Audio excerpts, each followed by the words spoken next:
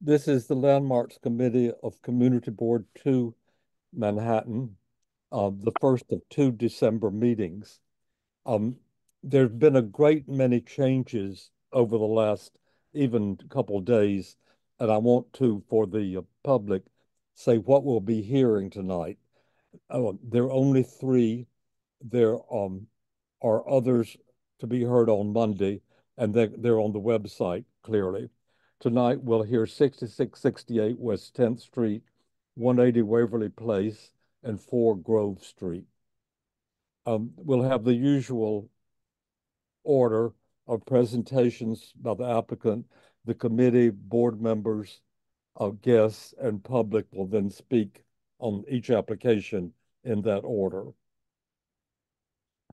The applicants, please state your name and the address of the property as you begin your testimony.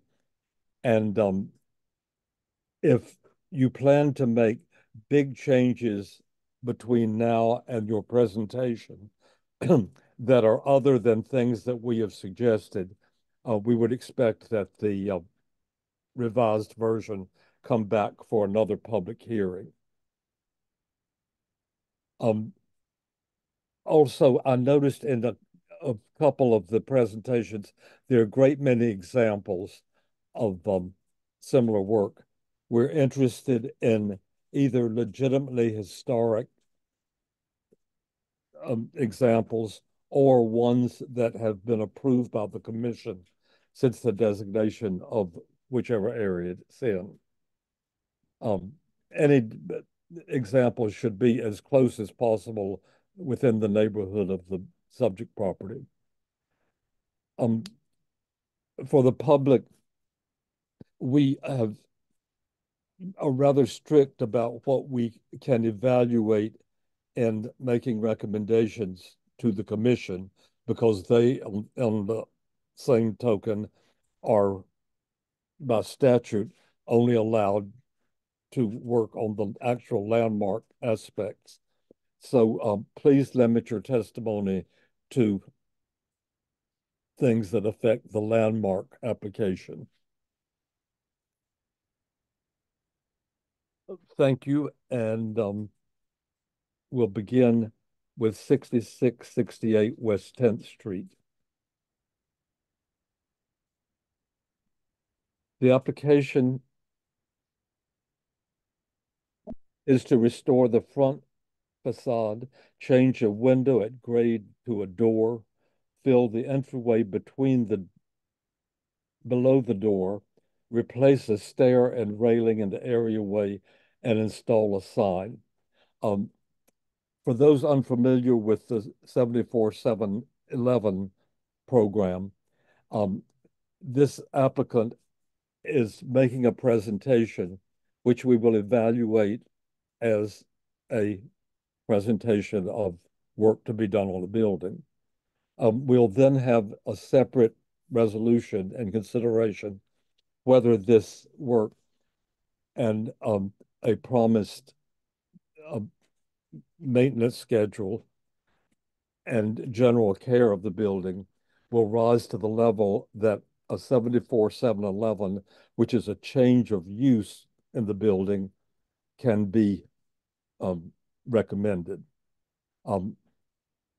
They are together, but it's two separate things that we will rule on. With that, we may begin. I see three people upgraded, so whoever's going to speak for West 10th Street. Thank you.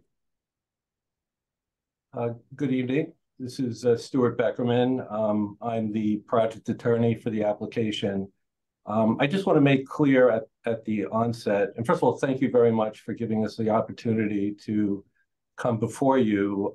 As I indicated in my letter to you, we've gone through the process 4 years ago, and the community board recommended disapproval, but we have not yet entered the city planning commission application process yet, the 74711. So we wanted to come back to you to show you the changes that we've made that are responsive to the concerns that the board had 4 years ago. And we're hoping that before we enter the special permit process, that we can gain your support. So I just want to thank you again for extending this to us and giving us this opportunity. So as I pointed out, I'm Stuart Beckerman. I'm from the law office of Hershensinger and Epstein. And with me tonight are Mike Schmidt, who is the project architect, and he will go over the architectural and restoration plans for the project. And also with me tonight is Jacob Frumkin from HO Realty Corp., which is the owner of the building. Jacob, in addition to owning the building, is a longtime resident of the village, and he'll discuss improvements to the building, which will benefit the tenants, and also plans for the commercial space. So first, again, thank you very much. As I pointed out, on January 24th, 2020, the community board held a hearing on this application, this landmarks application, for the permits that are required in connection with the 74-711 special permit. And the special permit itself, just as a reminder, it's in this particular case, we have two buildings. One of the buildings is in the residence district, that's 66 West 10th Street. And the other building is, except for 3 feet, is in the commercial district. And so, the entrance to the restaurant will be in the commercial district in 68. And by the way, I'm sorry, I just want to ask Mike if he could bring out our PowerPoint, because I'd like to show you what the building, we have actually a rendering of what the building will look like with what we're asking for, which is the creation of a new door to serve the restaurant in the commercial district in 68 West 10th Street. Can I intercede real quick? I thought the community board was, I was using their PowerPoint.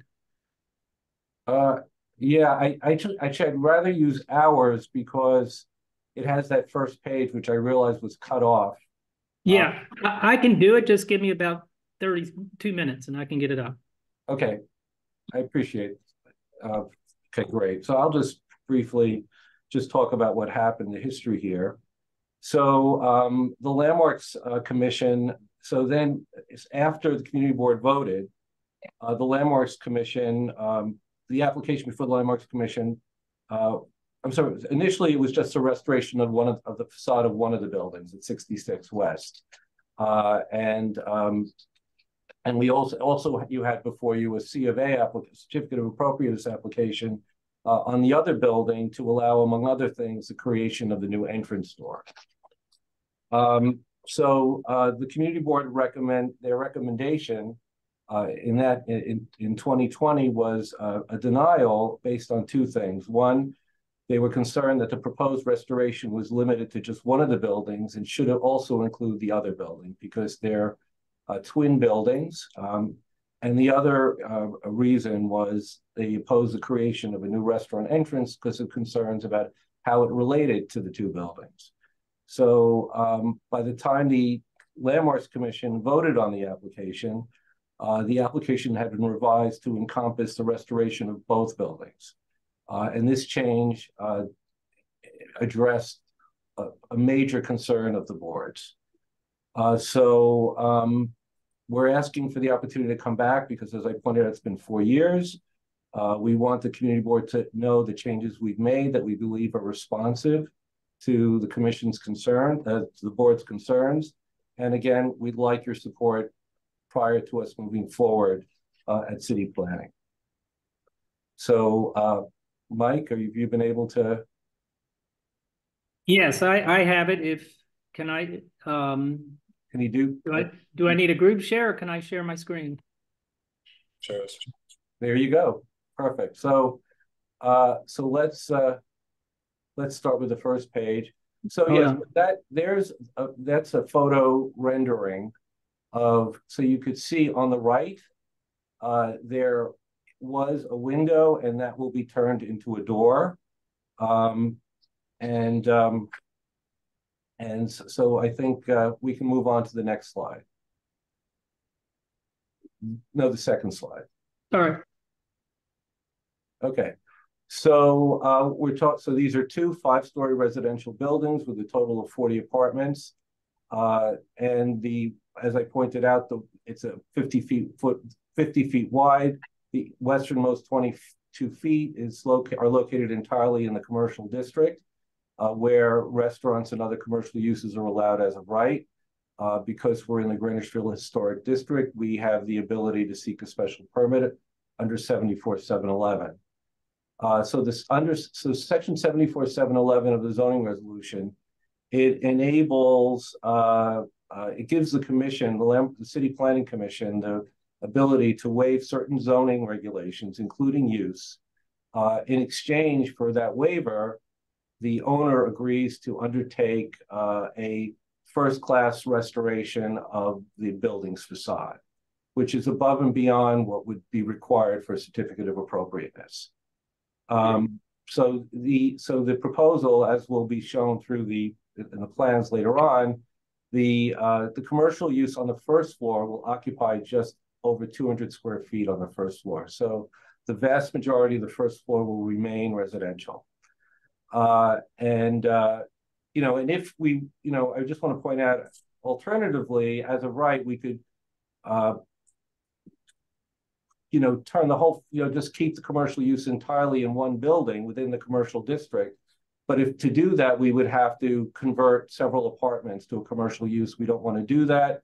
So that's why we are seeking the special permit. So we do not have to undertake those alterations. Something that we believe, and what we end up with is something that, in our view, is beneficial to the community at large. So the Landmarks Commission, in their permit, indicated a determination that the restorative work would bring both buildings up to a sound first-class condition and aid in their long-term restoration. Here's a description of some of the changes that will be made. And I'll let Mike get into that later.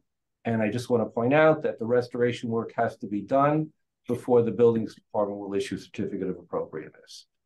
So Mike, next slide. This just points out what I described, and that is that the premises we're split between two zoning districts. On the east side, we are in a residential district, and on the west side, we're in a commercial district. I think this is sort of upside down. Is that right? No, it's correct. Okay. Oh yeah, right. That's right. And this just shows the location in the middle of the historic district. Next slide. And this shows the tax, a tax map for the block, and it shows that we're very close to 6th Avenue, which is where the commercial district is located. Next slide. So this again describes what I already discussed, and that is the vote by the community board in 2020. So the applications were revised to include the restoration of both facades. And this just shows that the Landmarks Commission, in its determination, in its approvals, found that the restorative work will bring both buildings up to a sound first-class condition. And with both buildings restored, the commission found that in regard to the new street level door, the enlarged opening will remain well scaled to the facade and subservient to the primary entrance, and maintain the unifying features of the existing punched openings, including their proportions, profiles, and details. Next slide, please. Okay, so I think I'm going to let Mike take over, and Mike can talk about on this page, the extent of work that we're talking about within the building, and then Mike will move on to discuss some of the restorative work. Good evening. My name is Mike Sir, Schmidt. in these Yes. slides where there is a great deal of information on one slide and several pictures, if something's urgent that we see, will just magnify that section just so it's better on the screens. Okay. Can you see this? Okay. Yeah, this one's fine. It Yeah, comes this is in the pictures. the photographs. Okay, I have to figure out how to magnify. Sorry. So my name is Michael Schmidt. I'm the architect for the project, and I actually presented these same or similar drawings to you 4 years ago, prior to the COVID shutdown. And we and the property is 66-68 West 10th Street. So these diagrams simply show how the zoning falls on the properties. On the left side, we have the existing cellar floor and the existing first floor. The dot dash line shows the extent of the commercial district, which is over 50% of 68 West 10th Street. So as of right, that building could have commercial on the first floor in the cellar. And then what we are proposing, as Stuart was suggesting, rather than totally renovate the first floor and remove all the apartments, and I believe even we could do the second floor, we are proposing just to change a window, basically lower a windowsill to create a door to allow ADA accessibility with an elevator on the inside of the building. And this portion of the residential first floor on 68, sorry, would have an elevator and a stair down to the cellar. And at the cellar, we would have openings through the existing bearing wall to bring in the square footage of the 66 West 10th Street. All of this is basically below grade. So you don't really notice that this expansion is happening. And here's a plan, and I'm trying to figure out how to enlarge it. I can't see it. Hopefully it would be good to blow up whichever side you're talking about. Yeah, I know, but I'm sorry. I don't know. I can't see where to blow it up on my screen here. So if you can bear with me. There you go, bottom right. Yeah, I'm looking at the bottom right. I don't see it. Normally I see that and I don't see it. Yeah, there's a magnification scale on the bottom right that. Yeah, sorry. Yeah. Oh, there we go. Very good. Okay. I do this and then I never remember. So we can start. Let me take it back down so I can show you the overview. So the upper two drawings, or the upper drawing on the left is the existing as seen from the sidewalk, and the proposed is seen from the sidewalk. And the bottom drawings is the existing, which incorporates the areaway that looks into the cellar level, which we're using for the commercial. And then the right side is the proposal. So let me then blow it up here and go up to the top. So what we presented 4 years ago and eventually received approval from the landmarks was to, on this level, we had two options for ADA accessibility because by law, we need to provide it. One option was to put a lift in this areaway. The lift would project up above the sidewalk approximately to where this window sash is and down, and it was right on top of the sidewalk. And when we first presented that, we thought that's just really ugly and it's really, going to be bad on the sidewalk. So we had a different idea, and the different idea was to platform over the areaway, make an opening in the existing baluster, and take the existing window, here's the head of the window and the window, not change anything on the top, but literally cut at the sill line down into the areaway, which allowed us to make an opening with a door that's flush with the sidewalk. And then we use similar elements on the baluster railing to do the protective railing around this opening. So that was our proposal, which then allows us to put the lift on the inside of the building and provides code compliant ADA accessibility. And the second portion to what we were doing, just from the architectural point of view to the facades of the buildings, was we required a second means of egress. So our idea here, if I swing over to the left, at the existing areaway, we're removing a non-structural dividing wall between the two areaways. We're removing this platform, this graded platform, and when you look through, all you see is trash. And through this door, you can egress out of the building and then up a black a black painted steel stair that's similar to the stairs that are there now, except with the code compliant rise to run up to the sidewalk level. So you egress out of 66 through the areaway up, and that's how you provide the egress. So those are the two main elements that we were changing to the existing architecture of the facade. So let me keep going. And this is a detail, as I explained, of the existing window with the head and the sill, and the window below, which is in the same line. So our proposal is to cut back this existing brownstone, cut the opening down to the sidewalk level, infill the window that's at the lower level with in-kind material. Well, it's actually stucco, which was approved by Landmarks to match the brownstone, the rusticated brownstone that's there. And that's this hatched area here.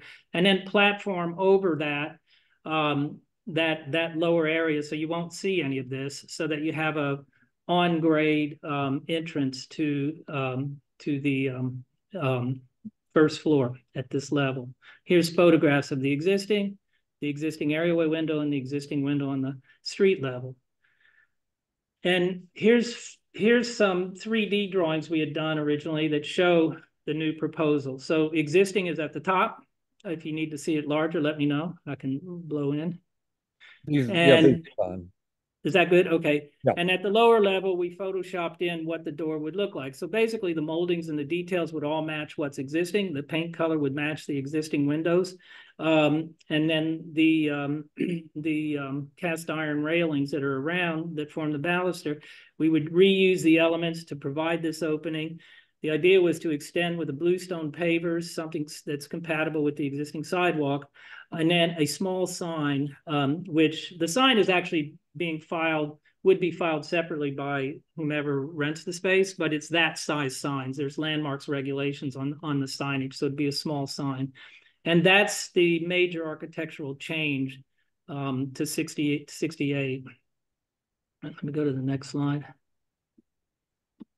The other element that we worked on, I think when we originally submitted this to Community Board 2 to your committee, the question was how to deal with this railing. This railing is only about 36 inches tall and code requires 42. And our proposal, I don't have a photograph of it, but our proposal 4 years ago when we first submitted was to put vertical steel pickets behind the existing railing that came up to a height of 42 inches. And I think you gave some comments, and also the Landmarks Commission gave comments that it really competed with the existing decorative railings and the cast iron pieces. So we changed that idea to raise the curb, sit the existing balusters and railings on that curb, make castings. And let me go to the next page because it's better. Here we go. Make castings of the existing decorative elements and then replicate those elements. They've been removed. They were there originally and are gone. So everything you see in gray here is a casting of something that was original to put it back in. So the symmetry of the railings is completed again. And then in order to deal with the fact that this is so open, we did some research. And I know this is a modern picture, but you can see this mesh that's on this railing. We came up with a system where we could secure this mesh on the back of this parapet railing system. So it's very transparent so that these decorative elements really stand out. And we were pretty pleased with that solution. And we feel like it's far better than the idea of 4-inch, steel pickets 4 inches on center. So that was another change we made based on recommendations or based on comments by your committee and the Landmarks Committee when we were doing this process several years back. And then this is just a detail that shows the size of the allowable signage at the side of the door, and a detail of the steps, the egress stairs that just show, it's an open graded tread, open riser, except for the 4 inches required by code, painted steel railing, slipped into the areaway. And I think it's important So let me go back to a slide that Stuart was speaking about, this one. The biggest change that was made from when we originally submitted to your committee, and there was a lot of questioning from your committee about if we did this and we got the 74-711 approval, 66, which is shaded in blue on the left side, would be restored to first-class sound condition. By the way, it's the whole building. It's not just a facade. The owner has to keep this building in first-class shape because of the 74-711 trade-off. And everyone said, well, what happens after 20 years? This building looks beautiful and this building is rotting away and there's no requirement for it. The owner agreed, said that's not correct. They need to be repaired and kept up to the same condition because they're sister buildings. And he agreed to that, and we proposed that. And that was, I think that's really important, because now, though it wasn't required by the initial 74-711 application, he's agreed to keep both buildings in sound first-class condition. So that these twin buildings will now be kept in this condition for as long as they exist, which I think that's just really important. There isn't that issue any longer. So then if I go back to, sorry about going through these, but if I go back to these slides where I was, so in summary, it's the window opening made a door, the railings redone and restorative elements re-put back on the railings, and the fact that both facades are now going to be kept in sound first-class condition. I think that's my last slide. Yeah, that's my last slide. I have a question. Perhaps if you could go back to the last railing drawing that you showed, that you described there. Yes. Sorry. Can you explain a little more about this footing or curbing? How high is it, and what is its purpose exactly? Well, I don't remember off the top of my head, but you can see what the existing was. So it kind of doubles the height of the existing curb. But the purpose of it was, code requires this railing and protected barrier to be 42 inches above the walking surface. I think it was about 36 or something like that. And so the question is, this is an integral part of the design, the original design of the building, these decorative cast iron, with these railings decorated with these cast iron elements. And how do you extend those? How do you move them up 6 inches? Okay, so it's just the mechanical way of getting it higher without. Yes, exactly. So by just making the curb taller, that's fine. And I grant you it's a taller curb, but it allows the whole system to be exactly the same.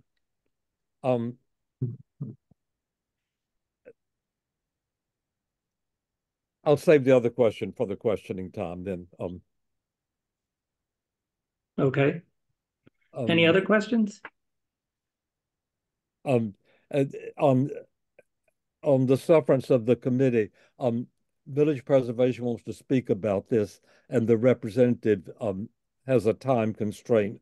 So I've asked that she speak first. Dana, if you're upgraded, and Eugene.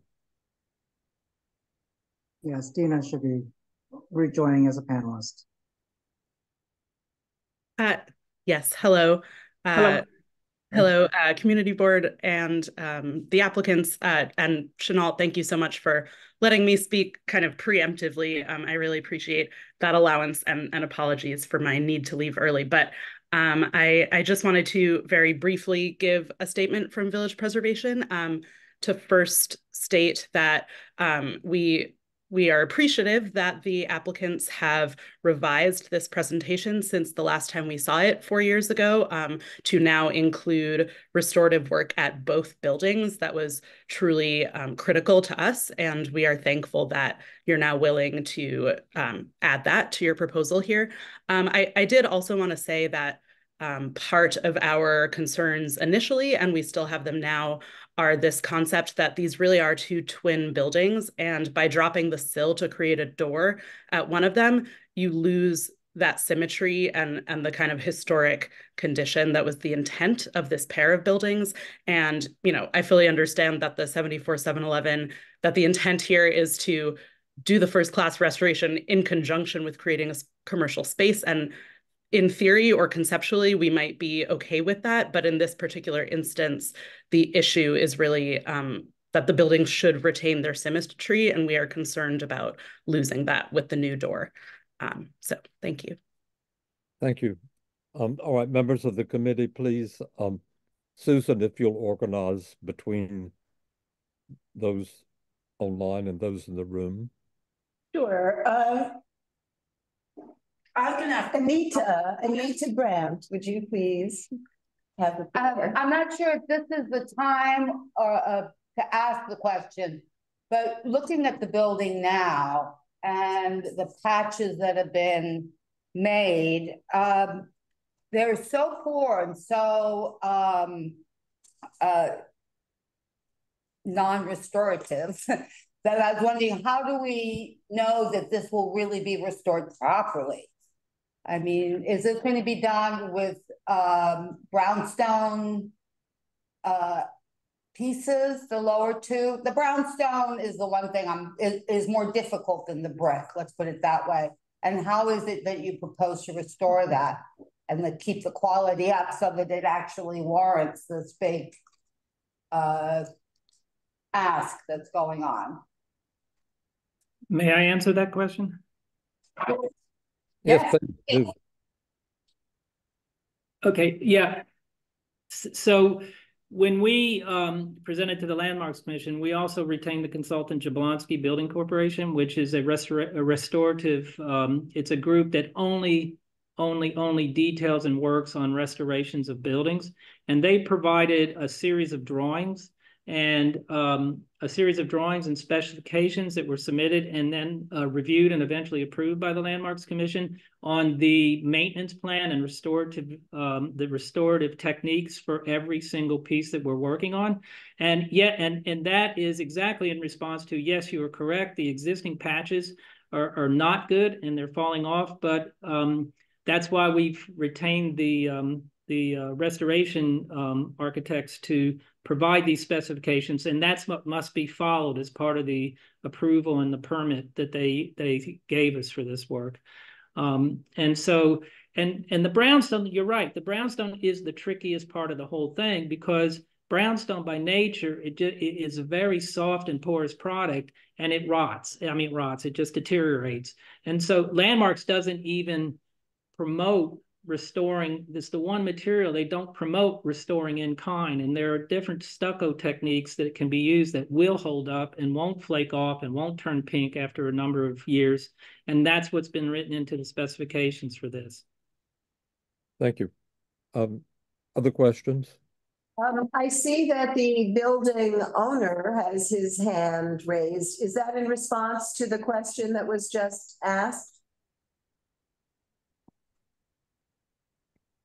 You're muted.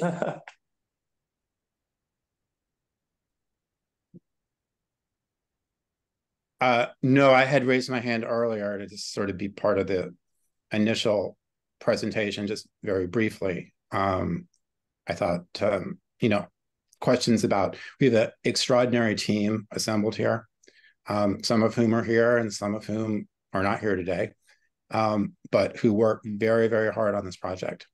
And Mike Schmidt has spent an extraordinary amount of time with his firm designing this and bringing in some of the best consultants, including Jablonski, to guide the work that will be done to preserve these two buildings, which are over 100 years old.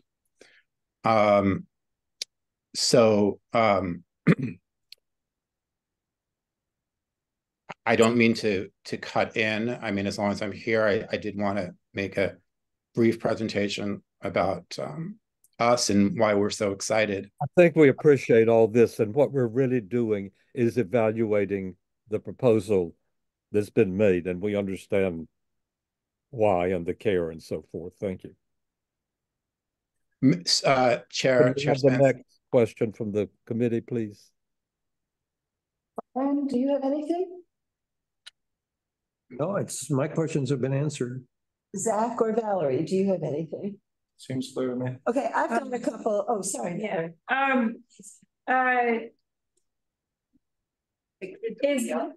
Is this restorative work going to, in order to do this restoration, what kind of impact is it going to have in the building? Like, are people getting displaced or whatnot? And if they are, can we include that in the resolution, Chanel? The restorative work won't displace sorry, anybody. I just heard, if that was Valerie, could you just move Sure. with respect to the microphone? As we have done in previous resolutions for landmarks, I was just going to say that I was asking the architect is this in order to do this restorative work, are there people that are going to be displaced, and that's a statement of fact or not? I just wanted that included in the resolution, just so we have that. That's all. Part of the zoning change. Maybe not the restoration work. You know what I mean? Mm-hmm. So, Mike, did you want to answer that, or Jacob? I mean, I will say just so it's clear, there is one small studio apartment that will be displaced to accommodate the entrance to the restaurant. It's not a rent regulated apartment. It's a market rate apartment that will be displaced. And I assume that's the white that's showed on a drawing. It is shown on the drawings. Yeah, It is shown on the drawing. I can show you again. Right. It's this section right here. There it is. Okay, thank you. And just in response to the restorative work on the facades, that is exterior work, and their tenants will not be displaced because of that work. It's work that is required. I think it's every 5 years. It goes through a cycle. It's no different than local law. What is it? Local law 11. The facade work.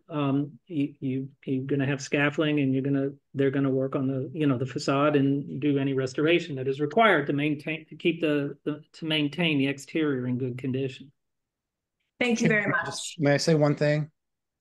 In regard to the alleged displacement. So as the architect has said, no one is going to be displaced during this work. It is true that there's one apartment, which is not a regulated apartment, in the front of the building that will be used to create the stair and the disability lift, so that the space that's created in the basement will be fully ADA compliant. We understand that. But so, and also the tenant who, just for the record, the tenant who's in that space, we will be happy to work with that tenant to find them another apartment in the building. This is not a project to disrupt tenancies. This is a project to improve the building, the neighborhood. So I understand the purpose and all of the apartment. Is it Sure. correct to say that one market rate currently occupied apartment is to be taken for the purpose of installing the elevator for ADA compliance? Is that a correct statement? Yeah, that's true. And some of that space will also be converted into a indoor ventilated garbage and recycling room for the building. That's interior and the interior. Sorry. So that this. Are there other things from the committee? A couple of things. One is, Chenault, is my understanding that what we are meant to be reviewing here is the project at hand meet what we would consider to be the standards of a 74-711 first-class restoration. Exactly. But we haven't seen any of that. So now my question is for the applicant, is how are we to evaluate the level of restoration work when this presentation has not referenced anything specific regarding the restoration work? What we've heard is language stating that there's been saying that it's a first-class restoration, but we don't see any information supporting that assertion. And we know that you've got a very reputable consultant, but again, we don't see any information. What this proposal is involving the door, the lift, and the areaway fence, and changes to the stair in the areaway, but nothing having to do with the restoration. So I'm a little confused about how we are meant to be responding to the scope of the restoration work when we in fact don't know what it is. The simple answer is we regard this as any other application and what we feel is necessary information to evaluate it. Otherwise, it would be sent back for an incomplete presentation. To the point of the maintenance, that really has to be left to the technical people at the commission. Spence, but we want to know, as we would with any, what it looks like. Right.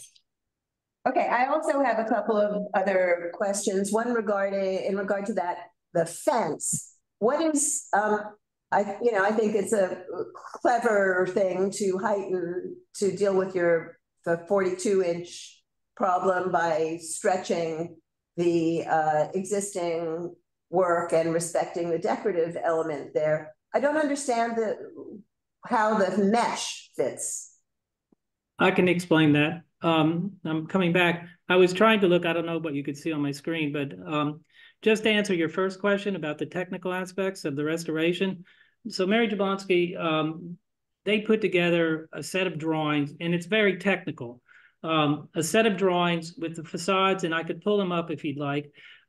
These drawings, the facade was surveyed, and there were notes put in, and there were very specific ways to deal with cracking, to deal with repair, patching, and that cornice work, that type of thing.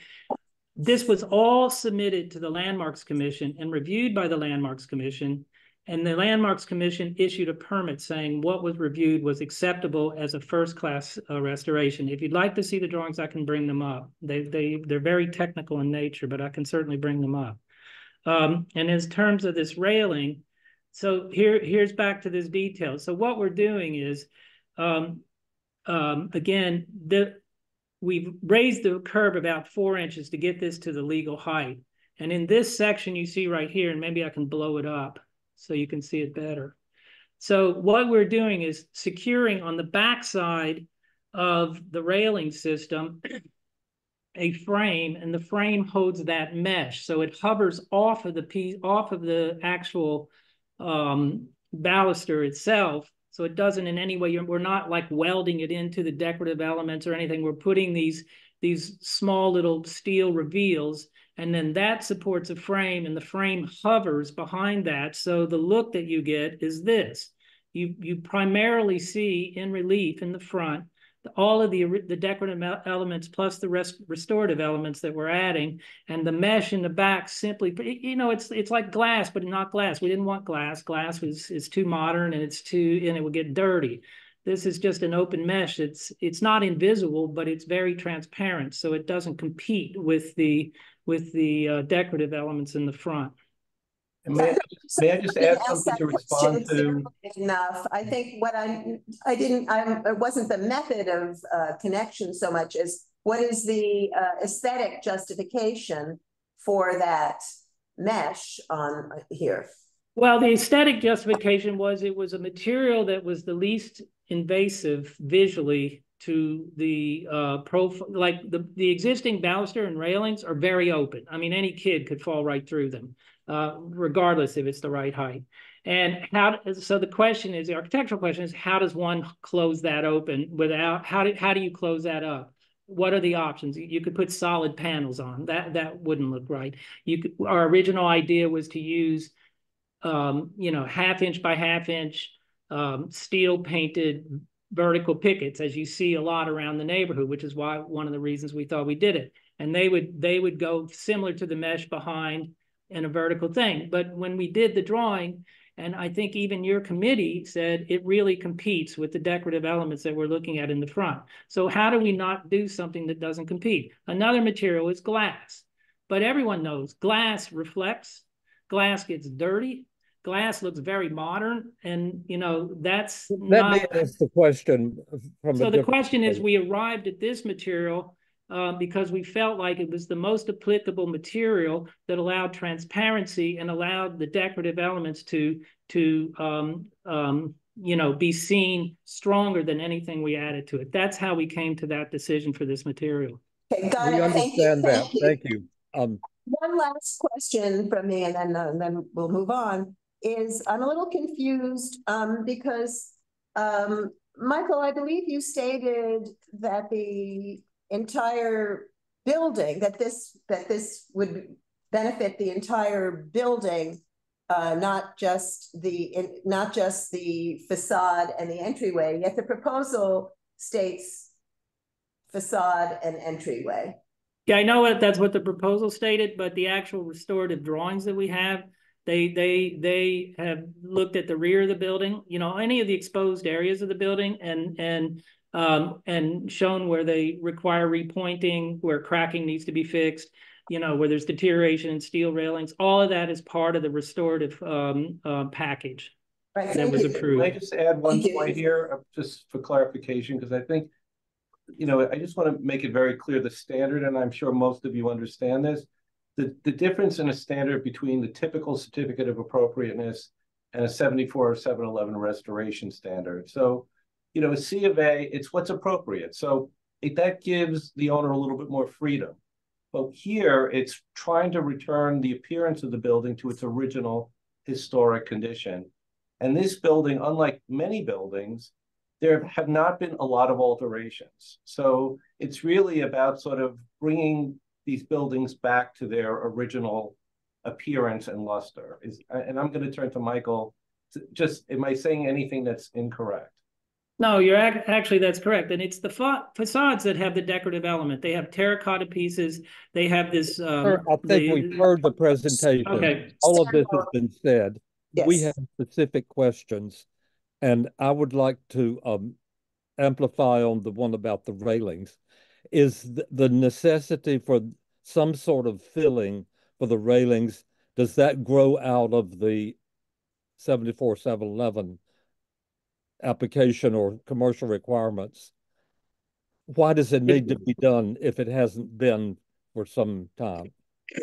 Well, it's an existing condition that's not been modified, and basically it's you see it around the city. It's not a safe existing condition, but it's existing. No, I'm not asking that. I'm asking, is it because? So now but we are now proposing a renovation. As part of that, we have to bring it up to code compliance. Code compliance requires that you can't have larger than a 4-inch sphere go through any portion of the barrier.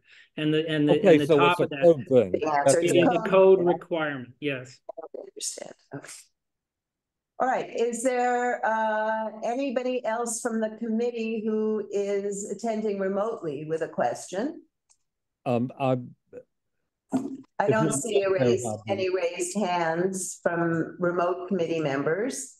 Now let's open it up to members of the public. Yeah. I have one more. Oh, go ahead. I'm so sorry, Chanel.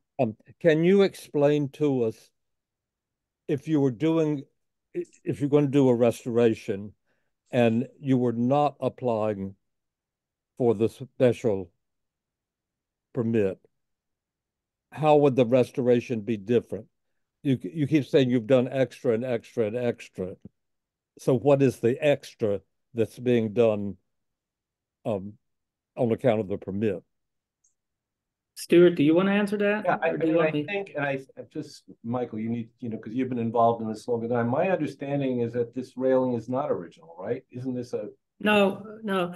I think the question is, what are we doing extra because it's a 74-711 instead of a standard landmarks review? Specifically, the buildings are required to be maintained in class 1 shape for eternity, for as long as the 74-711 takes into effect. The railings and everything we're doing there, if it wasn't a 74-711, but we were still allowed to put the stair in and provide an egress, the railings would have to be done. The lowering of the window is done to meet ADA code. It's not about the 74-711. Specifically, the 74-711 trade-off is that the owner is required to keep the buildings in class 1 shape. And that's the whole Jablonski set of technical specifications that have been submitted and approved by Landmarks is what guides that work. Okay, thank you. See that there's somebody from the public who wishes to speak. Jean? Yes, so I will be promoting panelists to rejoin the conference as a panelist. So Roger, if you could rejoin. Next will be Brian and then Bonnie. Thanks, Eugene.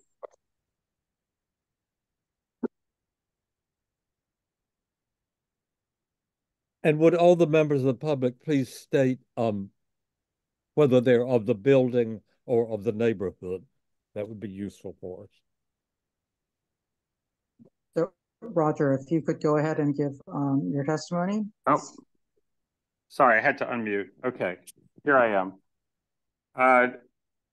Thank you to the committee for hearing this. I was in the room 4 years ago. I've lived in the building. My name is Roger Friedman. I've lived in the building since 1978. First in a studio in 68 West 10th, and now upstairs in 66 since 1983.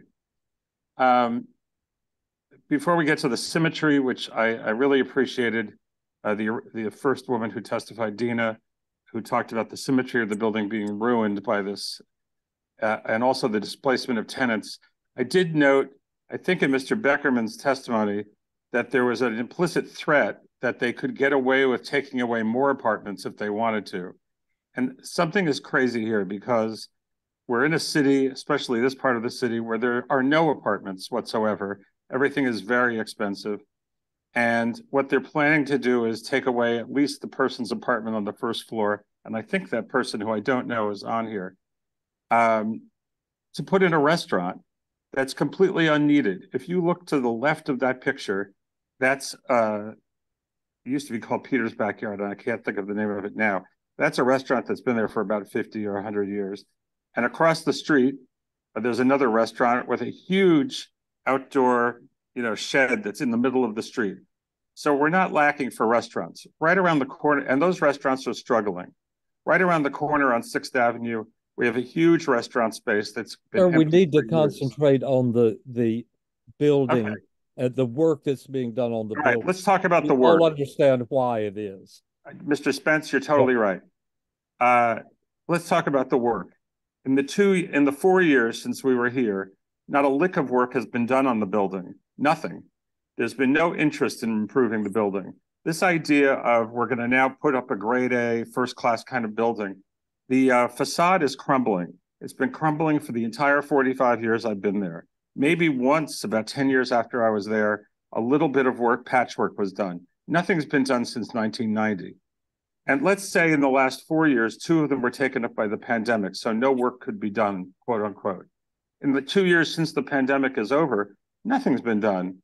Absolutely nothing. If you people came to our building and set foot on the stoop, you would be afraid your foot was going to go through it.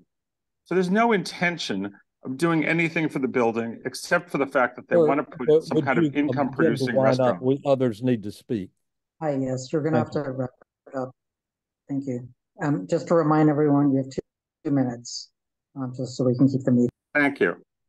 Thank you. Thank you.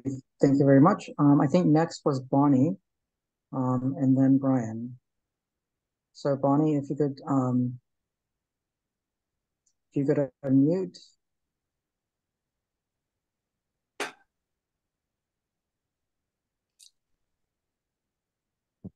Right, and I'll give you a, I'll let you know when you're approaching 2 minutes.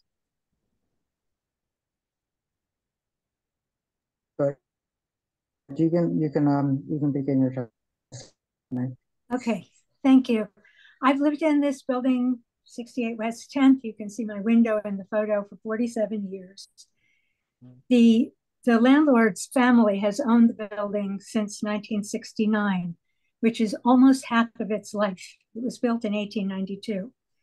I think that most of the degradation that's taken place on the facade or the outside of the building, including a pipe hanging off the back for 5 years, has happened under the watch of his family.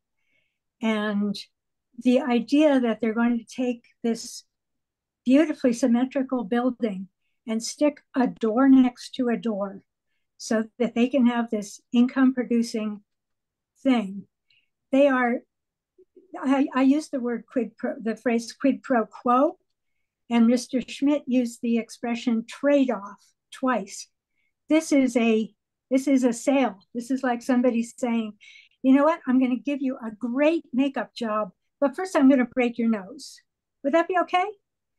So the landlord is offering to do maintenance work that he's 50 years in arrears for doing in exchange for allowing him to, in effect, damage the aesthetic of the building.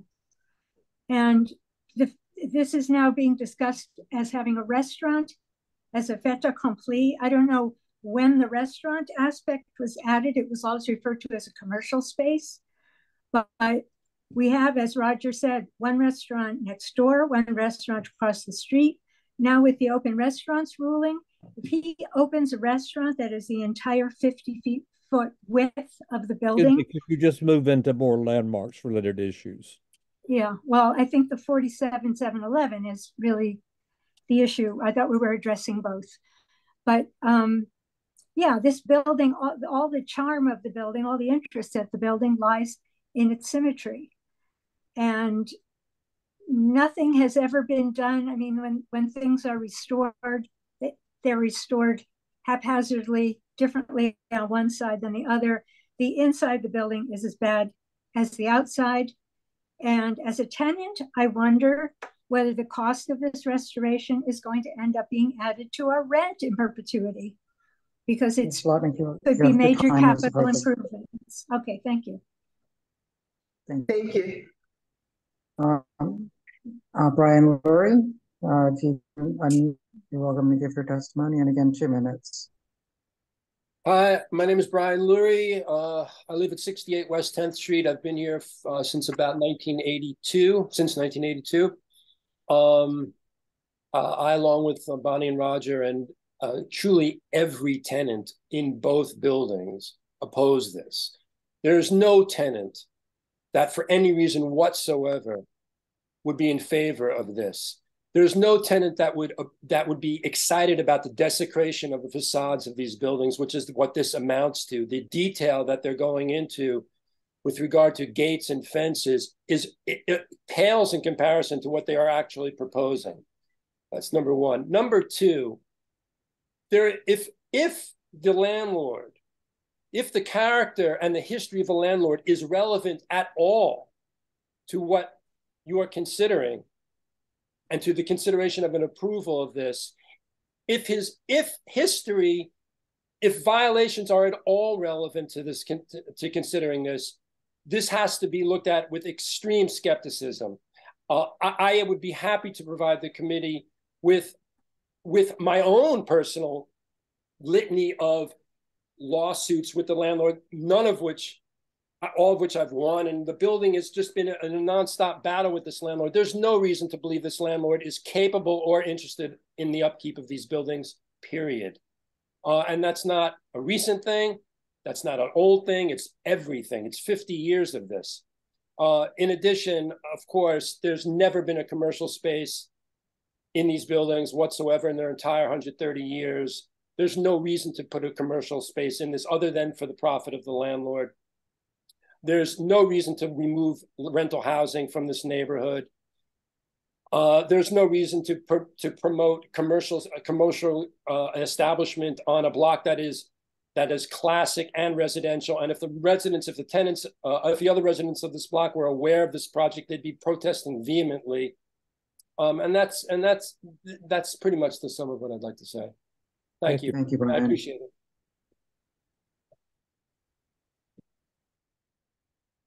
All right. I don't see any other hands up. Do you, Eugene? Okay, last anyone who wants to speak.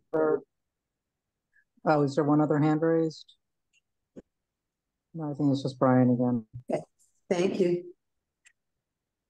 That seems to be it, Chenault. Okay. Can I just respond very briefly? Sorry, can I just respond very briefly to that? So I think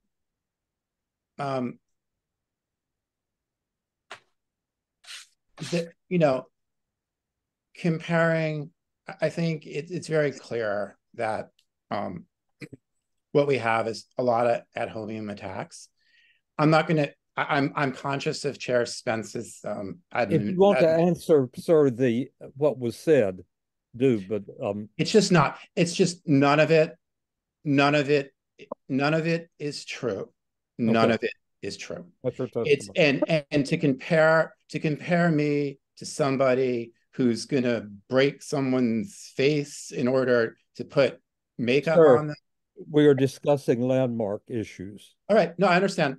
Sorry, we cannot have a back and forth on this. This is not relevant to what we are here to discuss. Thank you. I appreciate that. Thank you. Before we move on to the next presentation, is Dihan here? Because we forgot to introduce him at the beginning. Oh, I do beg your pardon. Can you upgrade him with pictures and so forth? Dihan Raman? No, I can. If you can take down the I'm not a host. But... Wait, who? Go ahead. It's called Dihan.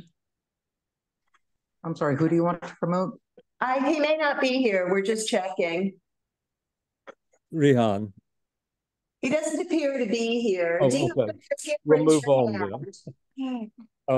We want to introduce Dihan Raman, who is the fellow who has been assigned to our committee and who is, would love to meet everybody and everybody should meet. But perhaps we're going to have a word about that during the business meeting. Next is 180 Waverly Place. The application is to add a new stair bulkhead, new roof terrace, demolish a rear extension, construct a new rear facade, elongate front parlor windows to match neighboring building, and replace the front windows on the upper floors. When you're ready, please. Okay, I'm promoting Elizabeth. I believe it's Elizabeth Mickey.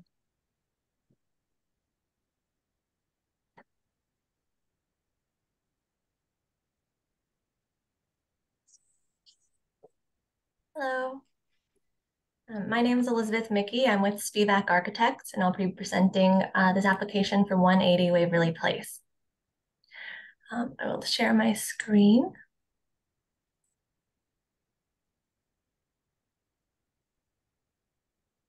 Can everyone see this okay? Yes, thank you. Again, if you didn't hear before, some of these I noticed are a number of drawings or pictures on one page.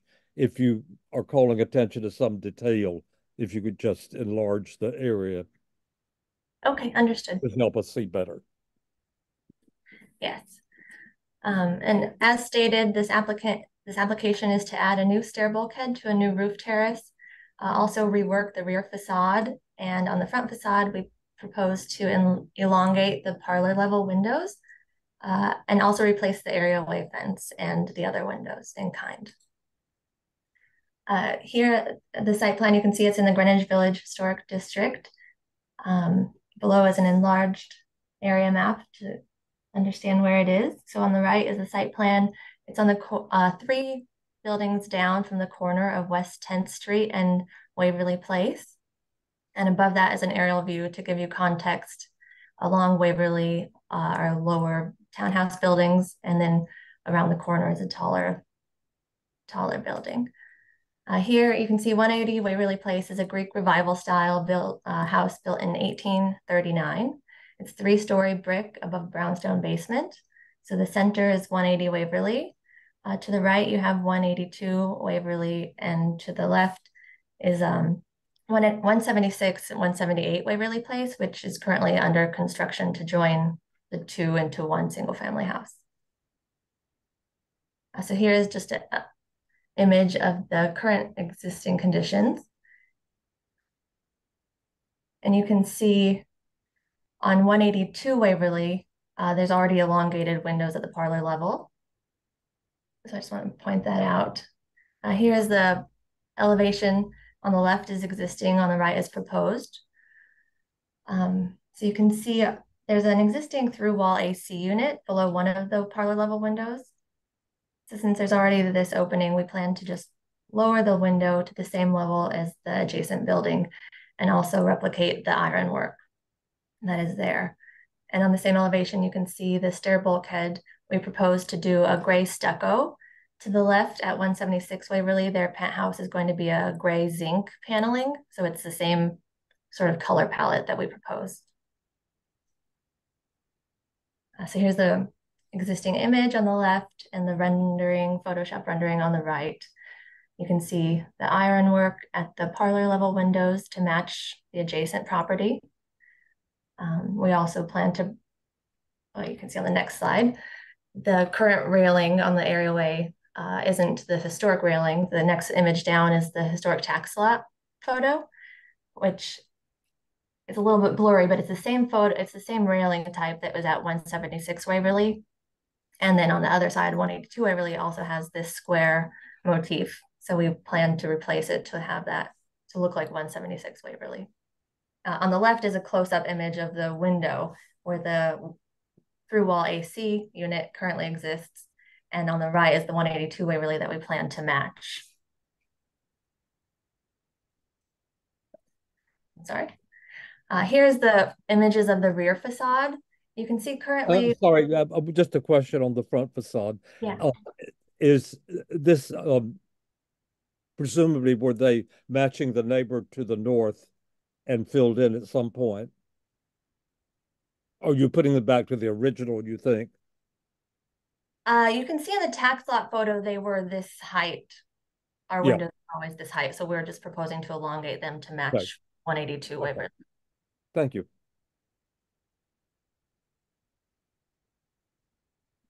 And the current rear facade, there's a few additions that seem to have been built over time.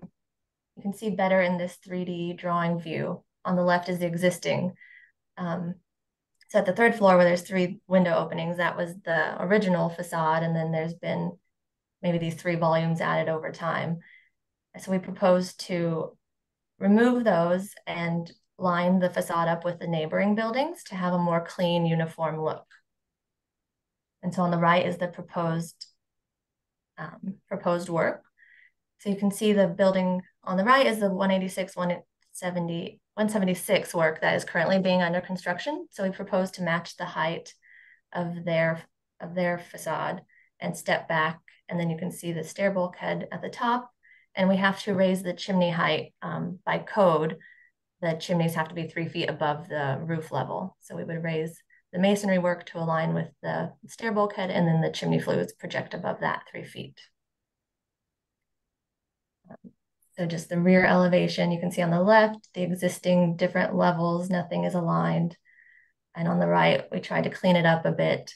We do want to maintain at the 3rd floor, the 3 separate punched openings. So one would be a door and 2 other punched window openings, because that is the original line of the facade.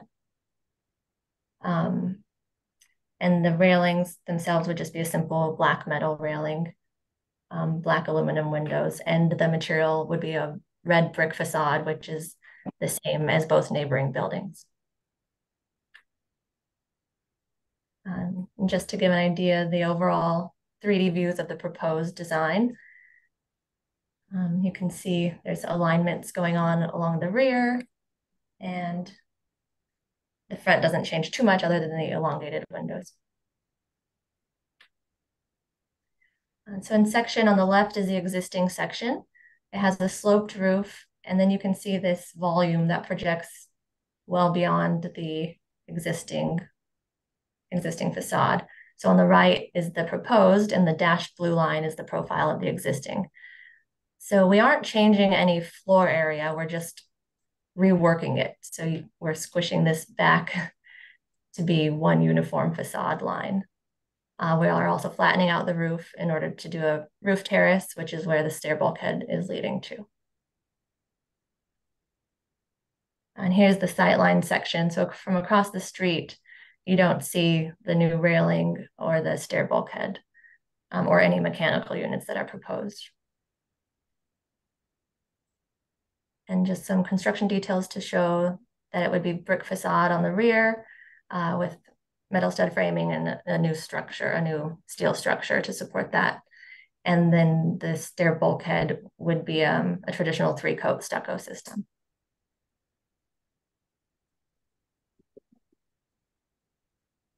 And here's plans just for reference. You can see the additions that have been built back. This is the line of the original facade, and then beyond that are these volumes that no alignment and not very usable space. So the proposed is to just clean up the rear facade, make a little bit more usable area out of that square footage. Study those more. And we did do a mock-up of the addition or the bulkhead that leads up to the roof terrace. So from the south approach, you don't see anything. There are some trees in the way. There's also whatever you might see would get blocked by the penthouse that's going on 176, 178 Waverly Place. From directly across the street, you don't see the railing or the bulkhead itself. You do see a little bit of the chimney extension that was required by code to raise up. And then from around the corner on 10th Street, you can see we took 3 different pictures sort of right at that corner. And this is the most potential visibility at 3A. You can see through the tree here. The enlarged version is an upper photo. Could you enlarge that lower left-hand picture? Yeah, actually, it's the same thing. I don't know if you can see it better here. This is the enlarged version of it on the top. So you can see a bit of the orange netting coming through the tree. So it could be seasonal visibility. Again, it would be a gray color, and you can see the skylight of 182 next to it. So it would blend into the background a bit. The next photo to the right, you can see the chimney a little bit more. The blue pipes are the chimney flues coming up. And then directly at the corner, which is 3C, you see the chimneys again, and just the edge of the masonry of the chimney, but not the bulkhead itself. And then from the northern approach, you don't see anything. So just in conclusion, what we want you to take away from this is that the proposed rear work would create a simpler and cleaner volume in the back that lines up with the neighboring properties. That the height of the stair bulkhead would be the same height as the addition that was approved for 176, 178 Waverly Place, and that the color would be continuous, like a gray color, similar to the zinc panels. And also the skylight next at 182 Waverly is also of a gray color. So there's uniformity with that as well. And the new proposed windows at the parlor level, which would match 182, and the areaway will be redone to match the historic tax lot photo. Sorry, I didn't hear the material of the stair bulkhead for the rooftop addition. Yeah, it would be a stucco. Stucco, okay. Thank you. Gray in color to match the zinc panels of the neighbor.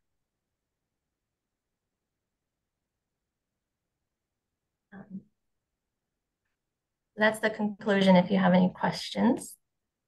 Thank you. Does anybody, Brian? Please. Well, I would just sorry, one before the question. Could you go back to the rear extension? What shows the whole thing? But yeah, maybe the 3D view there. And basement parlor and second floor is how deep? Deep from the rear yard. How from the natural facade of the house? Oh, let me see in section.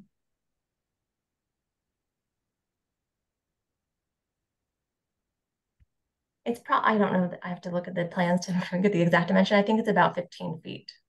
About how long?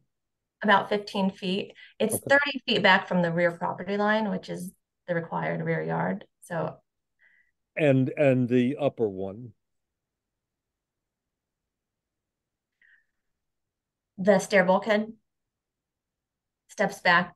I'm sorry, and what you're showing now above the stairs is the back of the building. There's only one extension. There's 3 floors and 15 feet deep, right? Yeah, at the rear facade. Okay, yeah, good, and the material is I assume similar to the. Yeah, we're proposing a red brick that matches both of the neighbors. Okay. That's fine. Okay, Susan. Okay, Brian. Okay, well, I just, as was just shown, I appreciate the fact that the cellar has not been expanded. We don't have the kind of excavation and digging and foundation work that we see so often.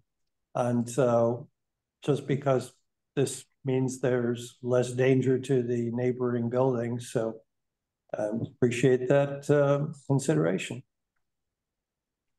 That's it. Thanks, Brian. Does anybody else in here have any questions?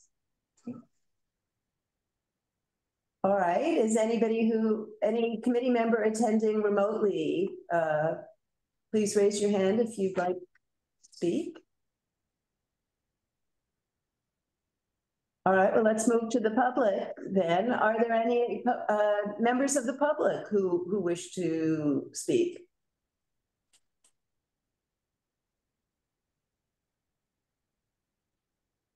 Looks like that's it. All right. Thank you very much. Thank you for your presentation. Thanks. And Chenault, I think we can move on. Okay. On number 4 Grove Street, be upgrading them, please.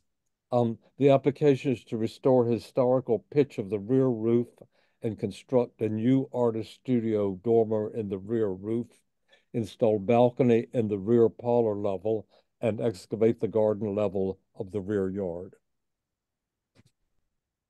Right here, right. Great. I promoted Ben Neil Logan and Jasper Campshire to rejoin as panelists. Hello. Oh.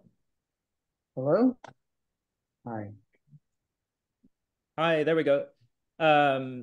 I think there might be, I'm not sure, there's 2 other people on the call. I don't know if Neil will be joining or if he's just listening in.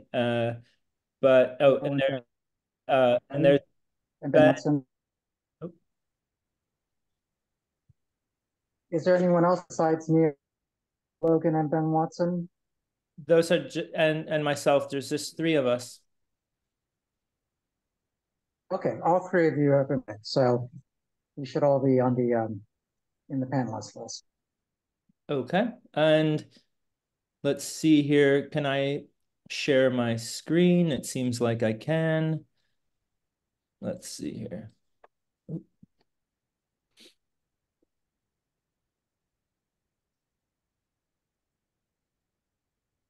All right, can everyone see the screen as a kind of full screen?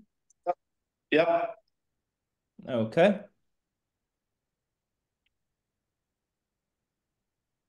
All right. Thanks for joining, everyone. My name is Jasper Campshire. I work with Neil Logan Architect. We're an architecture office based in Lower Manhattan.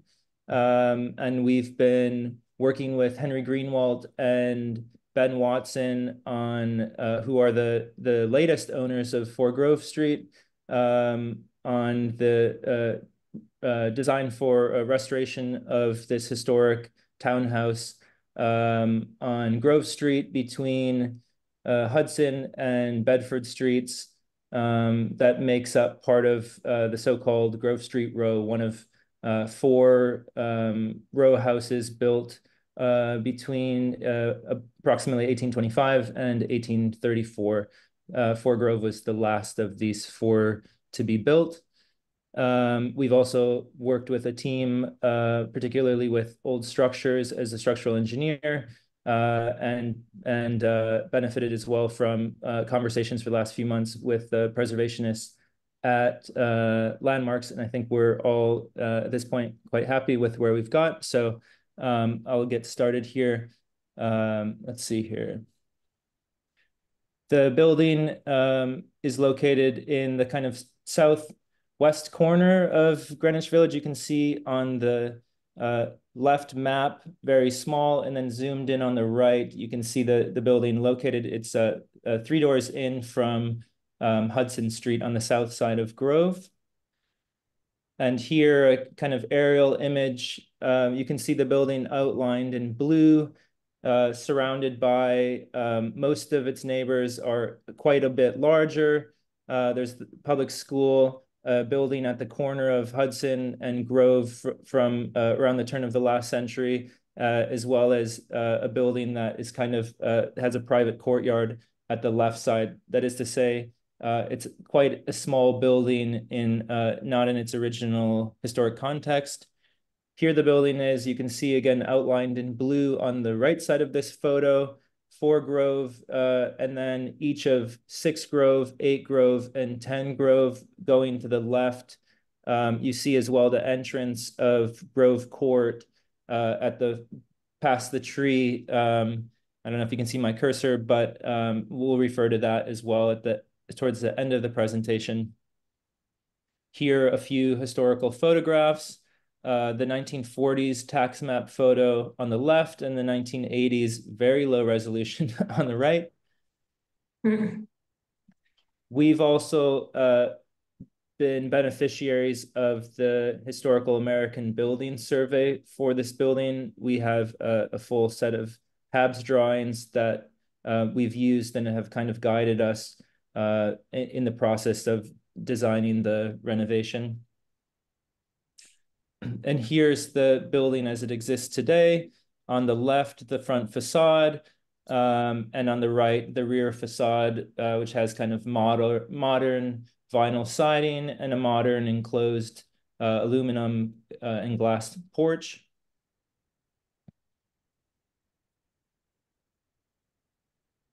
Here's the front elevations. From the left, the historical. In the middle, the existing front elevation, and on the right, the proposed elevation.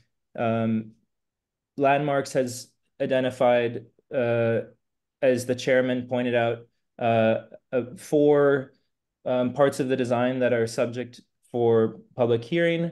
The one related to the front facade is actually not really very visible actually from the elevation. It has to do with the replacing of the existing dormer siding, which is currently a vinyl siding that we propose to replace, as well as with the rest of the roof and the roof of the front 2 dormers with a lead-coated copper standing seam. And so you can see again here a kind of enlarged elevations of the historic condition. What's there now? The roof is a modified bitumen sheeting, and then the siding, a vinyl siding. Historically, this siding would have been wood. We found the dormers to be in quite deteriorated condition because of a lot to do with the weatherproofing or failure of that. And we would like to propose doing the siding as a continuous metal roof, which has a much superior waterproofing. We looked at a building that's right around the corner, just south on 77 Bedford Street, which I think also happens to be the oldest extant building in the village. I think originally built around 1800. this full front dormer was added circa 1923, and then around 2014, the dormer was reclad in a lead-coated copper, similar to basically as we're proposing to do it at 4 Grove Street on the dormer siding as well as the roofing. The other parts of the proposal that are part of this hearing today have to do more with the rear elevation. Those are 3 things. The restoration of the historical roof pitch, the restoration of a single dormer, excavation of the rear yard for a garden, and a rear balcony. And I'll go through each of those in a little greater detail. Here you can see again the elevations, each of the historical, the existing now, and then what we're proposing. There is the existing and as well as what we're proposing, kind of minimally visible dormer. What's there now is a modern addition that we think was done sometime maybe in the 1970s or 80s. We're not quite sure exactly when. Our proposal is to restore again the historical roof pitch, which is historically symmetrical with the front, the kind of steeper roof, and then restore as well to a single dormer. This site section at the top, can everyone see my mouse? Mm-hmm. Yes, okay. Yes. So as you can see in a site section, and then a site plan down here, there's a small blue rectangle. That's the portion from Barrow Street from which you would be able to seasonally be able to see from a distance of about, I think, 200 or 230 feet through the photo at the right. You can see through, because there's a private entrance to a private courtyard of this building.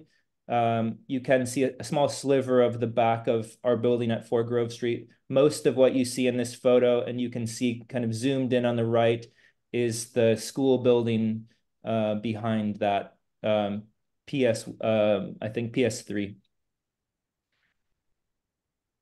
And then let's see here. Here's the enlarged elevations of the roof. As you can see, historically, the back, I guess you call it the 3rd story, or the 2.5-story building, had a single dormer. Currently, it has this modern addition to the roof. We propose to restore the original pitch and install, again, a single dormer in the form of what's known sometimes as an artist window or a studio window. That is to say, not quite vertical, but that at an angle. And we recognize that at this point as a kind of classic neighborhood vernacular. Here's a few examples. One down the street at 90 Grove, done in 1893. This is an early example, if not the first example, of an artist studio in the village. And then another great example that's close in design even to the one that we're proposing on the back of the building. These are found both at the front facade and at the rear facade commonly in the village. The buildings on the right, 44 and 42 Stuyvesant as well, very old buildings. I believe 44 Stuyvesant is the oldest continuously residential building in the city from the late 1700s. What is the width of the dormer? The width of the dormer is, I believe it's 15 feet, 14 and a half or 15 feet. I'd have to look at the drawings. Actually, I think I'll get it approximate. It's okay. I think it shows here 14 and a half feet, and that's measuring at the window. So I think it might be 15 feet, 2 inches. The lot is 20 feet. So 2.5 feet on either side, rough, plus or minus.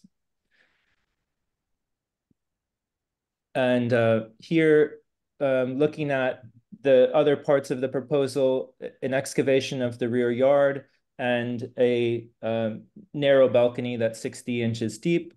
On the left here, you can see the existing grades of the yards, both at 2.5 Grove and at 6 Grove. So to the east and west, you'll note that there is no kind of natural historic grade. There's a variety of grade, and what we're proposing to do kind of continues with that. Here are some photos from above of the existing rear yard on the left side. And you'll see the existing yard plan and proposed yard plan here on my cursor. And then again, what we're proposing. And then below, you'll see the section. This would allow for a much greater amount of natural light to enter into the basement. The finish of the yard, we're proposing to be a brick finish. And this is something that you'll see, I'm skipping ahead one slide, that you'll see historically on the row. On the left photo here, you can see a large, tall bricked-in yard. This is a photo from 1940 of 10 Grove Street, so 3 doors down, one of the other 4 houses on the row. And this brick wall is still there today.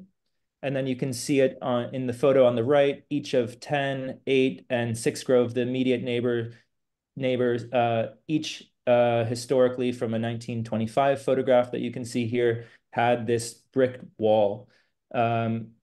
We're proposing to kind of extend that one more house down, keeping the character of the historic character of the yard there, but benefiting by not having to have the wall so high. We're kind of bringing it down. And this will allow the basement to have a good deal more of natural light, make it a little more habitable. And then as well, you'll see in these photos on the right, this is facing the buildings at Grove Court.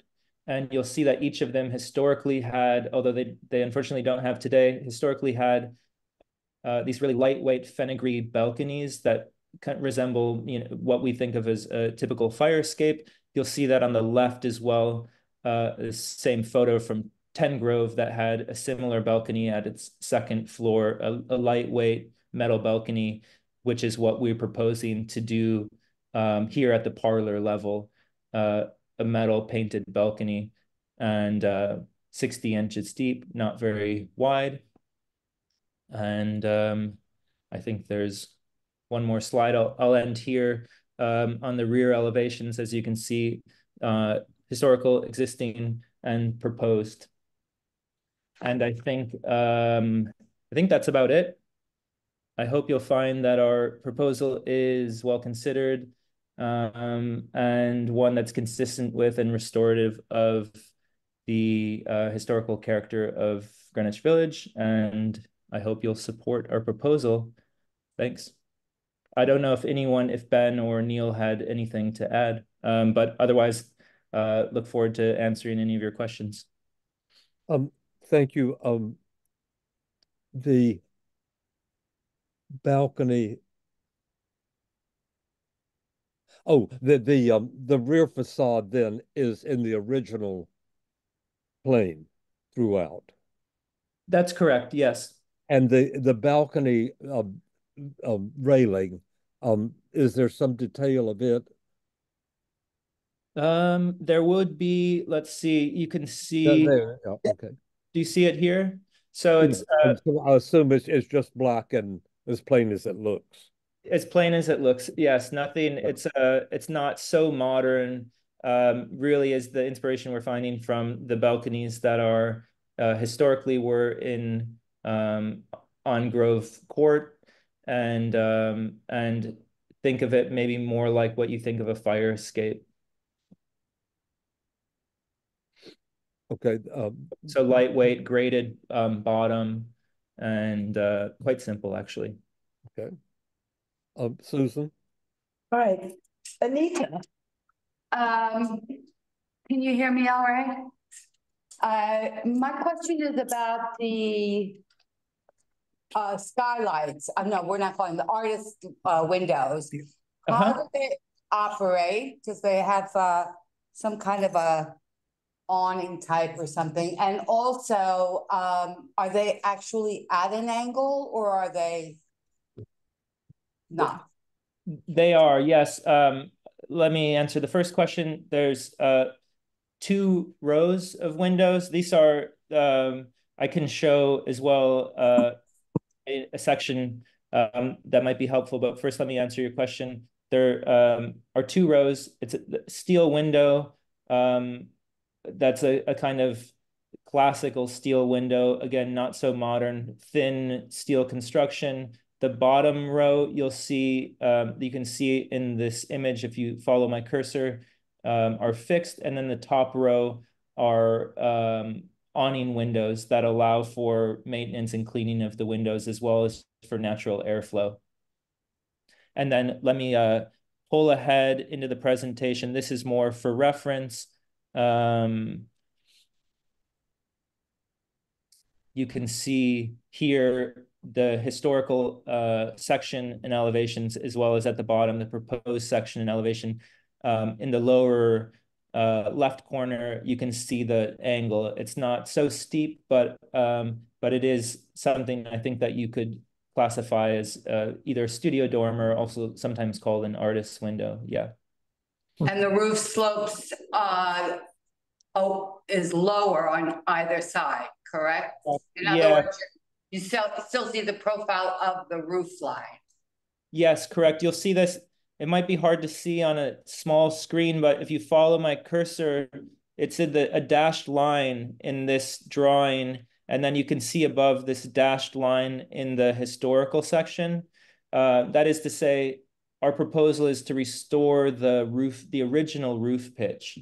And you can see here, this is what's there now on the top of this top section. So and this is done, we don't know when. It's the quality of construction is not so good.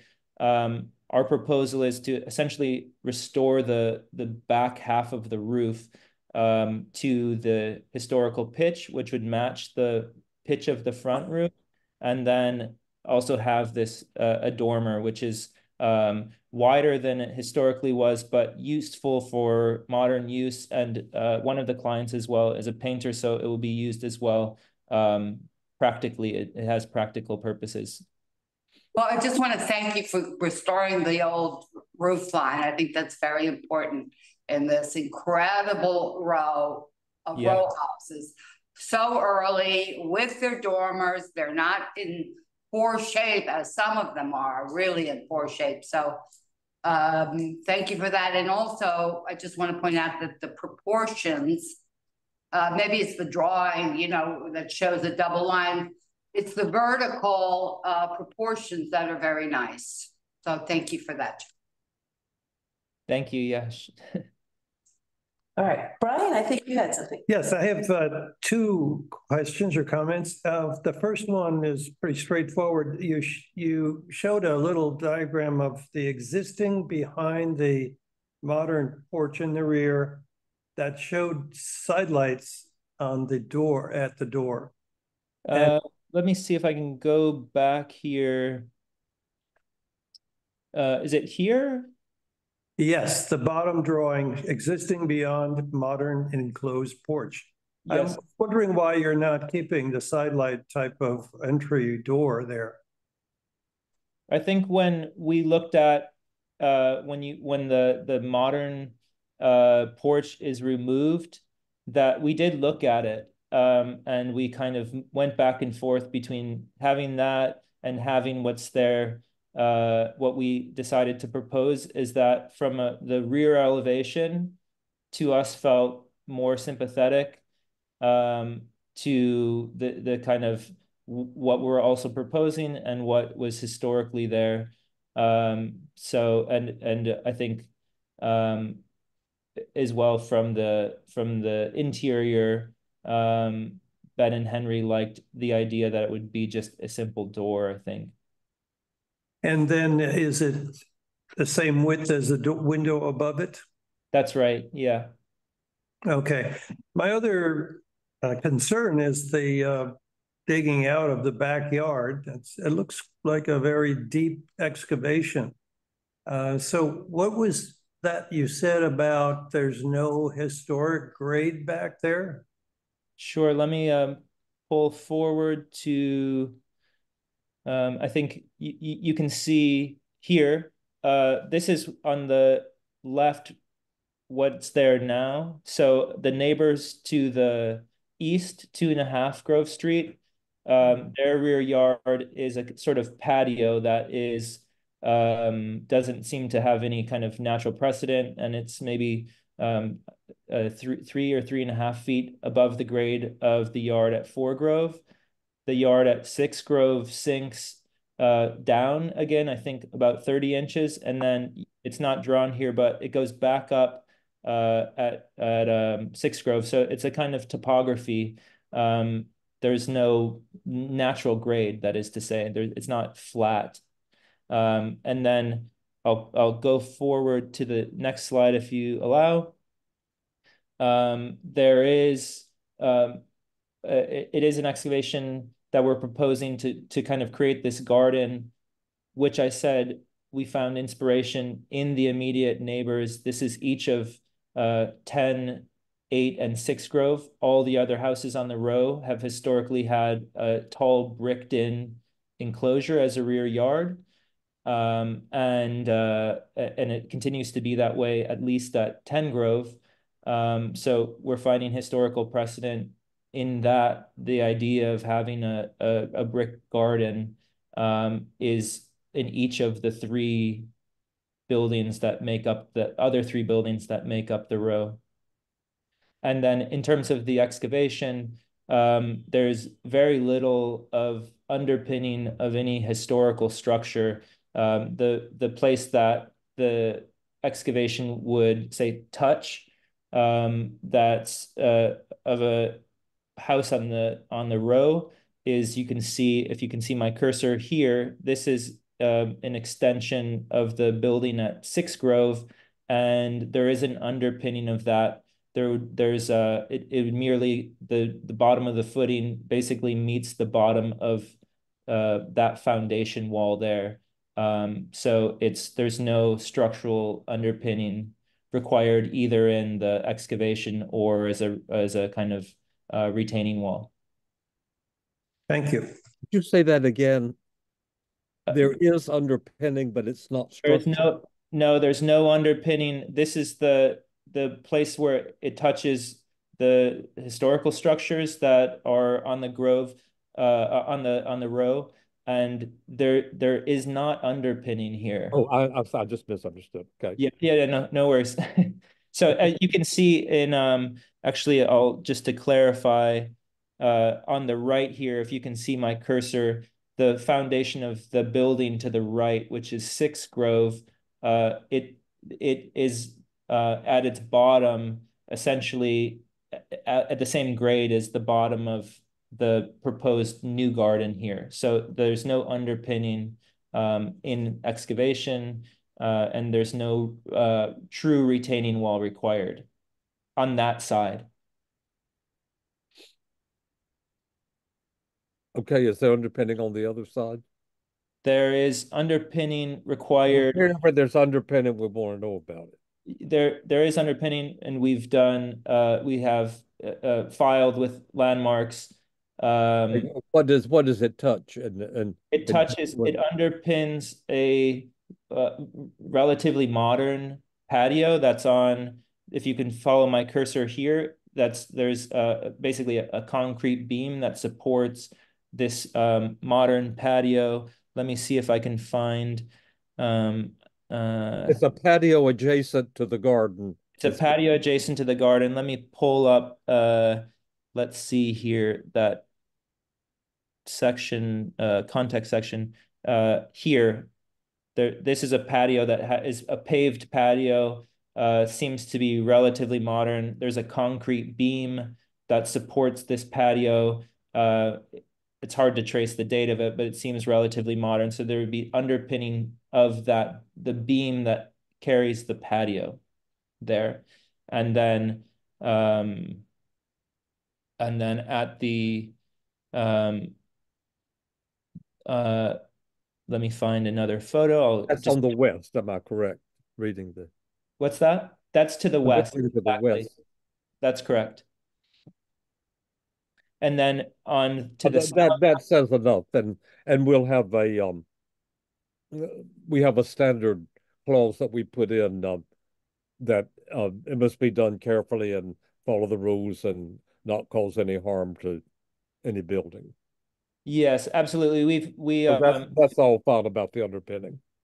Okay. Yep. We've already have plans for a monitoring plan of buildings, and during excavation, we filed with our landmarks application geotechnical underpinning drawings, and we've had long conversations about all of these.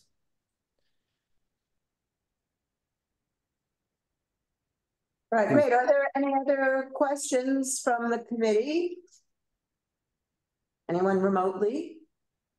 All right, we'll open it up to the public. Are there any questions from the public? No, oh yes, there's one. Yeah, no, there's one. I will, wait, they put their hand down again. Could you put your hand up again? Maybe they don't want us. Oh, there we go. There we go, okay. Susan, I will promote you to panelist. There's two, yeah, thanks, Eugene. Russell, I will promote Russell as well. When you rejoin, you can unmute and you have 2 minutes to speak.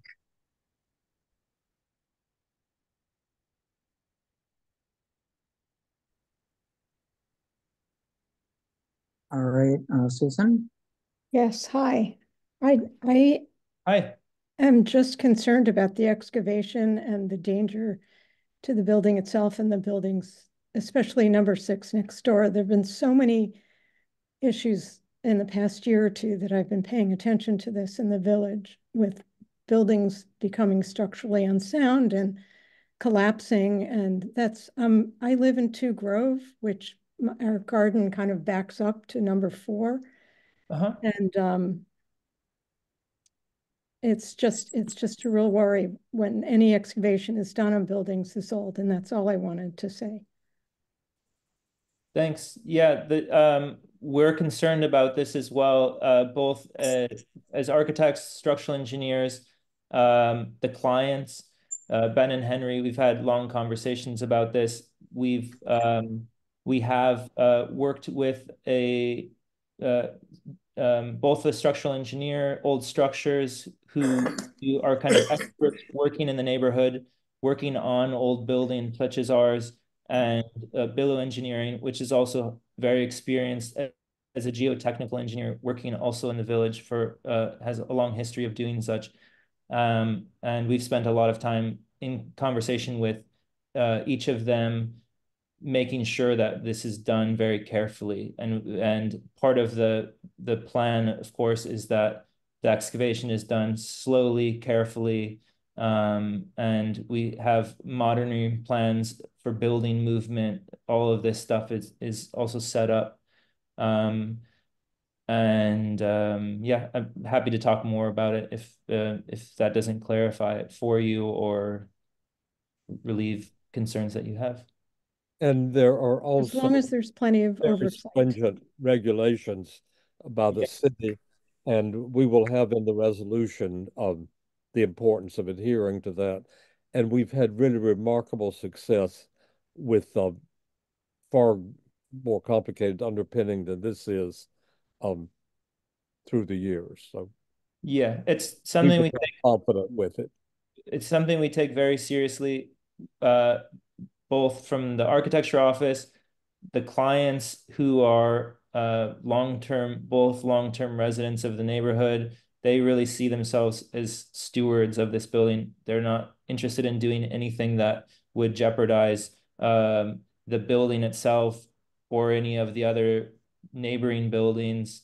It's not really even the purview of this meeting, but it might be worth saying as well that we're also keeping basically all of the interior flooring, original details, the stairway, much of the interiors as well. They kind of see this as a restoration project. Thank you. Are there others, Susan? There's one more. When he was here, there was somebody called Russell who I believe wanted to speak. Yup. Yeah, there you are. Okay. You're muted, Russell. Please unmute yourself, Russell. I see. Am I muted now? I can hear you. Yes, you're good to go. I'm good to go. I'm the guy at number 6. Hello, Jasper. Hi. And I want to say at the top, Ben and Henry are terrific guys. We've met them. They're wonderful. I'm sure they're going to be wonderful neighbors. When I looked at this, the only thing I'm concerned about is that wall against their, dugout garden, on which the entire wall of our extension stands. And so far as, have you done anything about how far down it goes? The wall, you're saying your extension, the wall at your extension? Yeah. The wall of my extension is the wall that you're talking about being one side of the garden, right? Yep. Yes. We have, in fact, part of what it was in a way when we did probes to see what this looked like, it was a bit happenstance that it was the bottom of your foundation. I mean, other than the fact that they're built roughly at the same time, but the bottom of the footing of that is almost exactly at the bottom of where their proposed new garden or level of the new garden would be. It wouldn't require any underpinning of your the foundation wall of your extension. So they're going right down to the foundation of our wall. Yeah, I mean, I guess we could call that whole wall is in somewhat way is a foundation, but let's say the footing of your wall meets the footing of the new garden. So it doesn't go under it, in other words, and shouldn't therefore pose any structural issue. In fact, if all of the dirt was removed right now from that area, nothing would happen. It's not structurally required. Your wall isn't structurally holding anything in other than dirt from our yard. Thank you. Yeah. I hope that, and I don't see that Russell's on the call anymore, but I think no, Russell is on the call. Oh, he is. Okay. It's on the panelist list. Probably, I would be happy to meet with you. Neil, I'm sure would, and I'm sure Ben and Henry would as well. We can. Well, if you all will work that out, we can find a way to do that outside of this, but we'd be happy to meet with you if you have any other concern. I have a follow-up. All right, we've got one more question from here in the room. Brian. Thank you. That just raised a question in my mind that although the excavation is down to the foundation of the neighbor's wall, that would seem to expose the foundation to frost conditions that would now be exposed below the frost line. I mean, there seems like there might still be some detrimental effect for that neighbor's foundation. I'm not sure about that. We're also proposing there is some thermal massing in what we're proposing to put there, which in this case it's a kind of formwork and then a brick clad as well that's a foot or a little more than wide. And of course, we'll take all measures for waterproofing that as well at the top so that there's no potential of any entry of rainwater. Yeah, I would just caution, as Chanel said, that there's all these rules and regulations that have to be followed, and the structural engineer may want to review that insulation of the existing foundation. That's all. Susan, have we exhausted? Right. Yeah, I think That's it. So thank you, Jasper. Your presentation was super clear and very detailed, and we appreciate that. Very forthright. Yeah, well, thanks for this is one of those blocks where everybody always wants to live, so they're fortunate to have a house. I think they feel very lucky. So yeah. I've spent time in there. I'll never get to live there, but I've got to spend some time in there, you know, measuring things and such. Thank you. Yeah. okay, Thanks for listening. could you take down the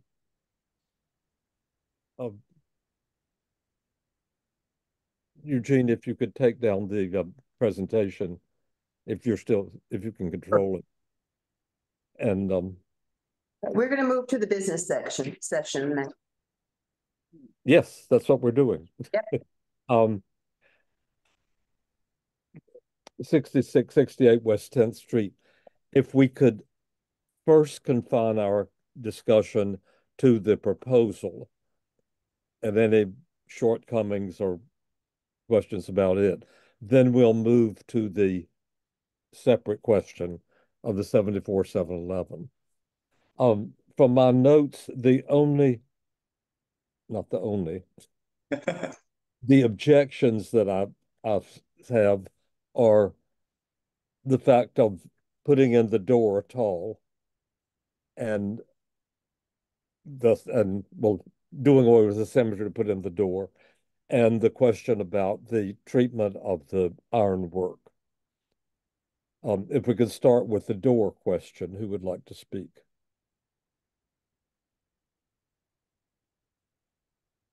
Zach, you were shaking your head. I don't really have that strong of an opinion. It does break the symmetry. That's true. I personally don't have a strong opinion on that, though.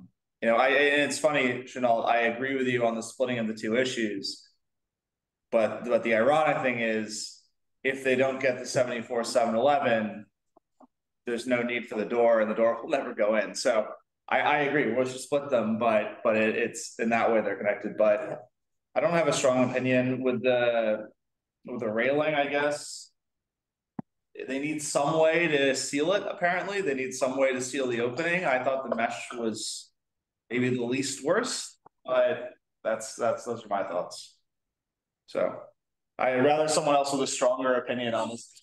Yeah, no, I think actually the door is a little more difficult, but I think they handled the railing very well, very clever. Raise it up from the bottom, keep the proportions the same. So I thought that was a good solution, and the wire mesh-ish kind of thing is it's sort of an ordinary material, and I like it there more than anything else. It's not high tech, it's not you know, glossy. So I like that. Regarding the door, I have to say I like the fact that there's an accessible entry. It's only to the cellar, really. It doesn't help with any other accessibility issues. It's really just for the commercial space on the lower level. Right. So, but it didn't offend me terribly. I get the symmetry, I understand it. I just think we're just trying to get, you know, they're trying to get more usage and hopefully more income, which would go to the facade, if we can think of it that way. But so I wasn't too upset about it in this case. Brian, do you have any thoughts?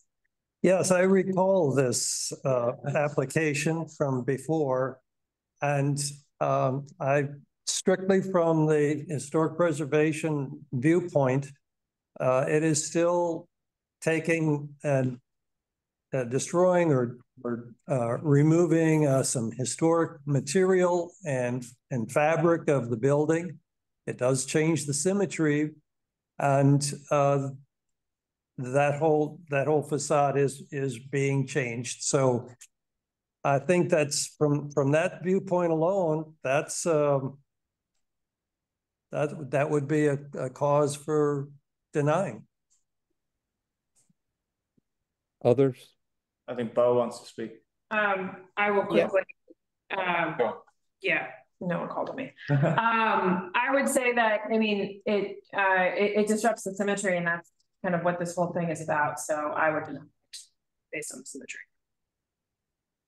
Thanks, Valerie. Bo. Yeah, I agree with that. It completely disrupts the symmetry, and I mean that is what we're trying to accomplish here. And I'm against the proposal.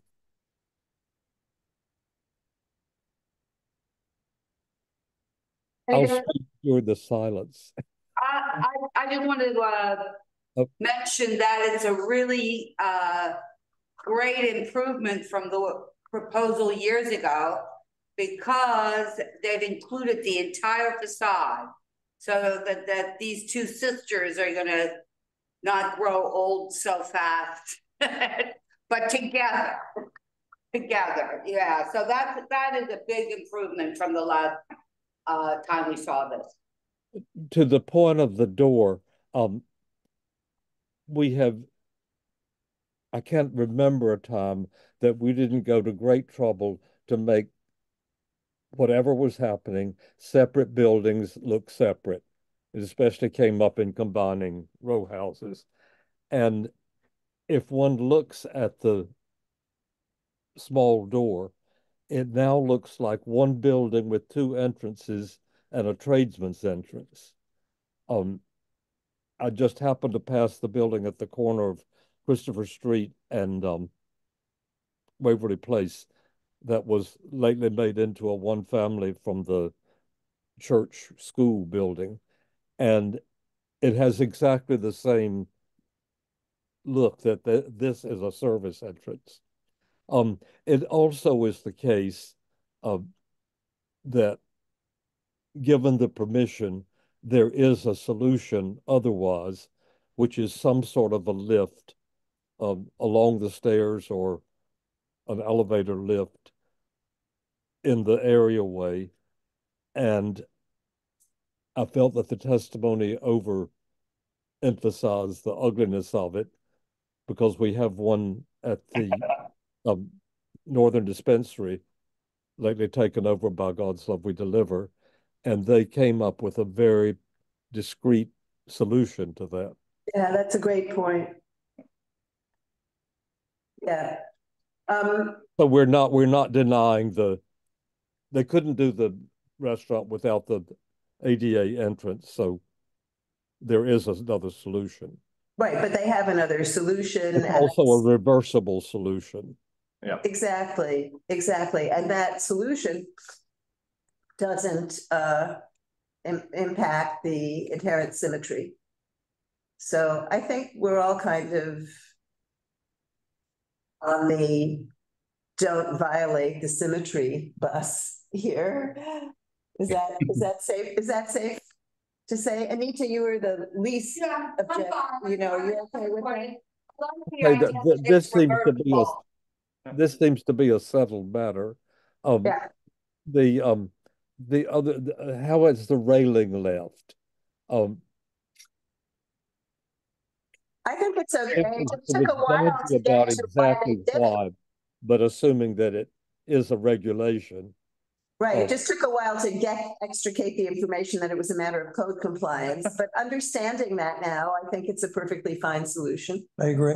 It's a good solution. Yeah. And it is true that a restoration of this type requires that everything be at code. Right. Yes. And it's unusually open. I mean, this isn't just adding a little something.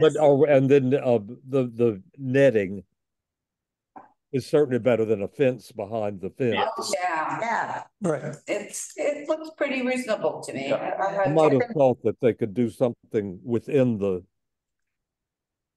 using historic design with some verticals within the fence, but maybe that's well, that's not the design of the fence now. It's got this floral swirly thing. So we're approving the railing with the netting. Yes. Yep. And the other item is the stairway. Is the stairway even visible from the street? Probably not. Yeah, well, sure. If you can see over and look down, I mean. And it is an improvement over the clutter and. And it's sort of commendably service. Used to see I think the main thing was it had to conform to tread heights or something like that, and yes, right. It certainly straightforward. The blade design would just put the usual thing in that it conforms to all the regulations. Yeah. It's okay, and it was certainly in an appropriate place. All right. So we're clear on the restoration of the building. No door and everything else is okay, is the upshot of it. Yeah, so I think we're voting deny on the door and then approval of the stair and the mesh, right? Here's where we are with the 74-711. Yeah. Wait, excuse me, Chanel, would you just confirm what Zach? Yeah, so Chanel, sorry, I didn't hear.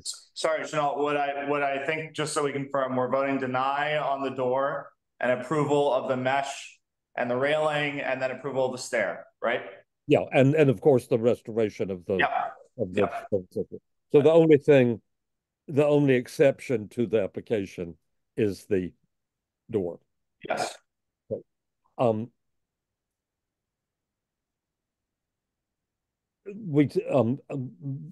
put in a big thing about what the testimony was. What we're confronted with is, does this restoration, in our view, is it of such a quality that it merits the extension of this concession, as it were?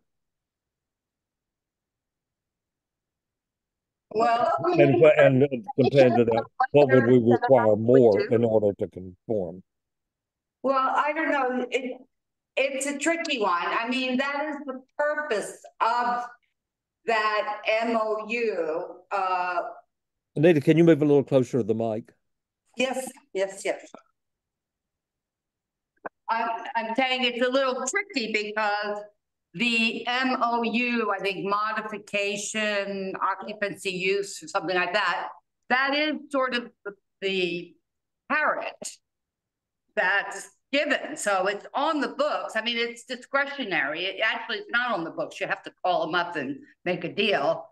But so that's the agreement they've gone into. Now, this particular owner has not invested in restoring their building, and maybe this would be the incentive to actually save these buildings because they're on their way to being quite derelict. And I think maybe this is what it has to happen to make it restored. Is it of exceptional? Who knows? It's the contractor. Now we have a great spec, we have a great preservationist. I don't think any of the professionals are the problem, but the contractor, who is not maybe the cheapest and maybe has restoration expertise, these guys are not inexpensive. So to get a good result, you need to get somebody qualified to build it. Well, I assume that's built into the specs as well, but that's the only way to see if it's exceptional. Well, we could certainly have a clause in the application one, the waiver one, that we expect everything to be done as promised by qualified. The problem is really qualified craftsmen. So if that is maybe something we can add in, experience, qualified. We can expect that. It's not even a bigger difference than anything else. Okay. I think also the maintenance. I'll just finish up one more thought. Is the maintenance has not been top on their priority. And, these people have been living in their building for 50 years, and there hasn't been any restoration repair work. So if it now becomes on, you know, I don't know if the LPC has enough bite back to really enforce this, but being on a maintenance restoration would be a big plus. I think this homeowner, this building owner needs that. Otherwise, they're not going to do anything. I think, Chanel, that it's important for us to note that we were really given no information about the extent of this restoration.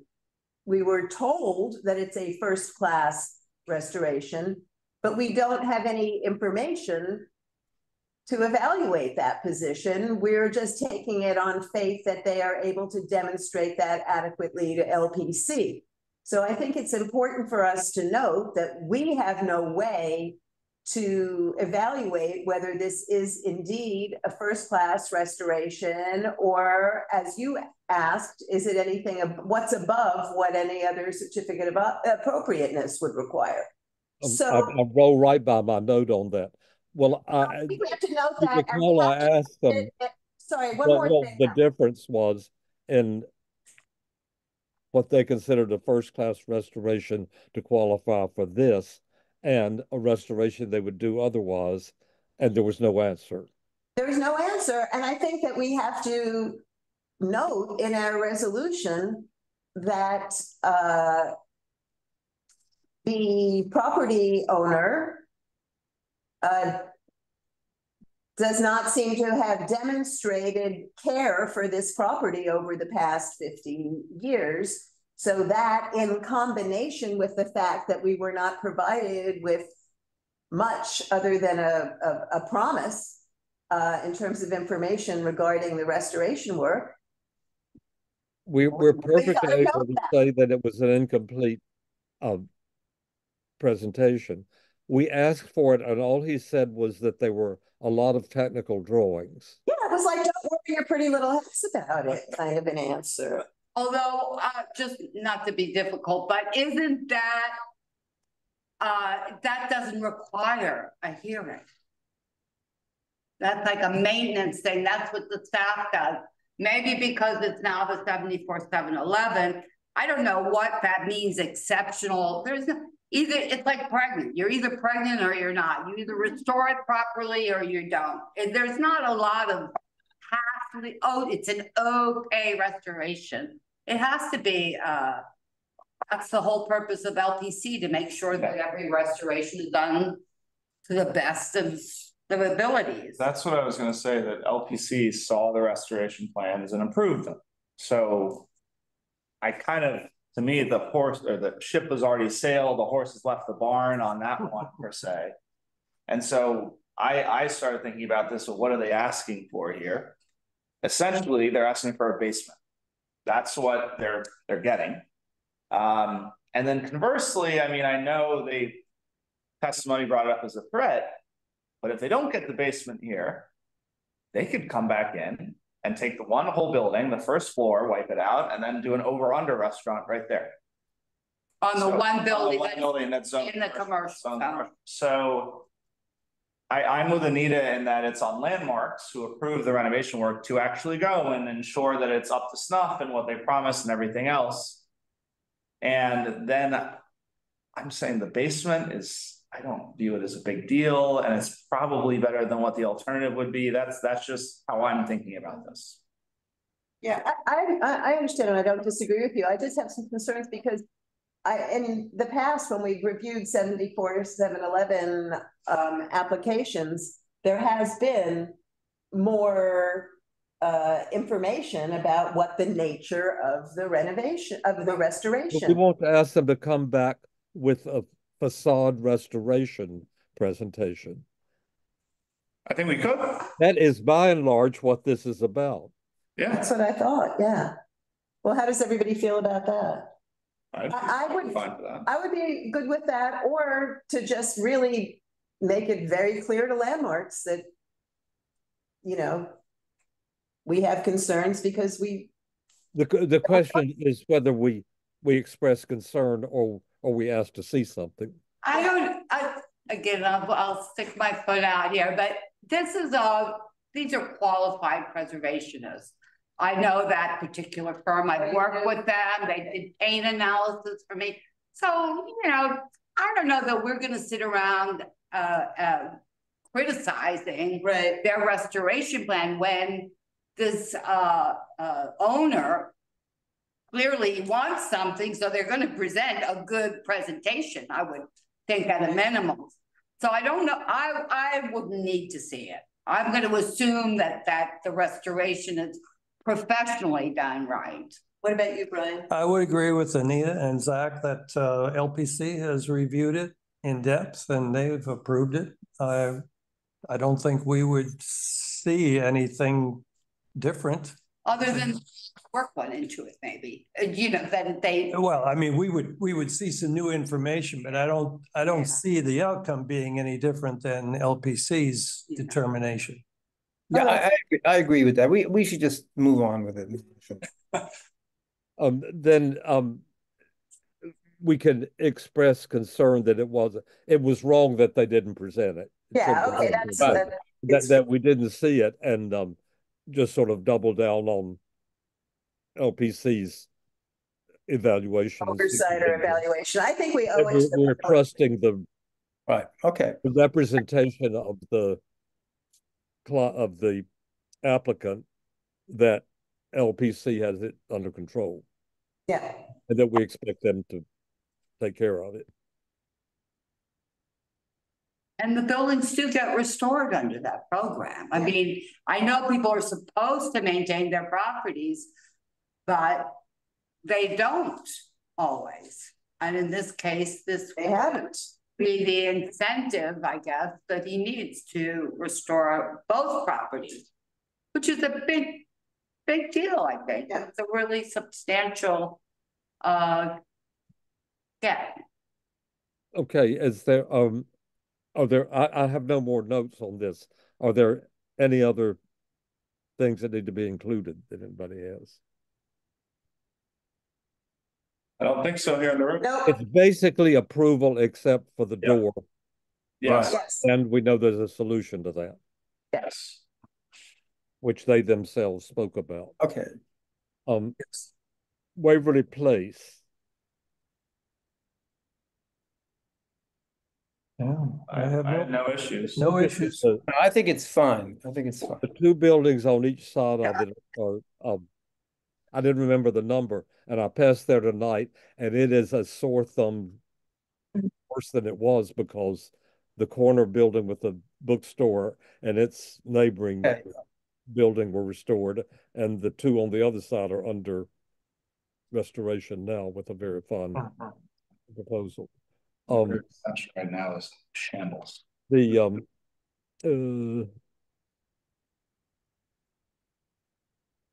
I don't have any notes for things to consider. Is there anything that anybody wants to call out? Nope. No, we're good. Okay. So as presented. Go ahead. Grove Street. Can I just getting with in the front? Hold on, Chenault. I think Bo wants to speak. Yeah, I just want to say that I think that the Grove Street was a very excellent presentation. I've rarely seen such a good presentation. I think it's a wonderful property and a good project, and I really think we should just approve it and support it. It's you hardly, I mean, I've rarely seen any better proposals than that. And we should just go with it. I think it's, you know, it'll be 100 years before that building is going to need additional work. And it's grateful that they're doing it. It's a wonderful show. And it's a rare case of someone buying. It's almost not a row house. It's a rowette house. It's so tiny. Right. A house of this sort, and not trying to make it be right. It's not. Right. Right. I agree. No extension. No penthouse, no no 3-floor excavation. No spaceship on the roof, no swimming Yeah, exactly. pool. No, it's fabulous. It's just it's a great proposal. Yeah.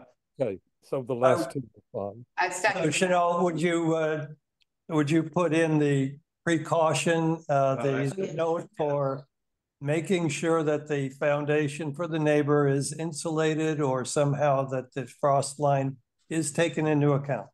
I have that note from your, all right. Otherwise, I'm good with it. Yeah.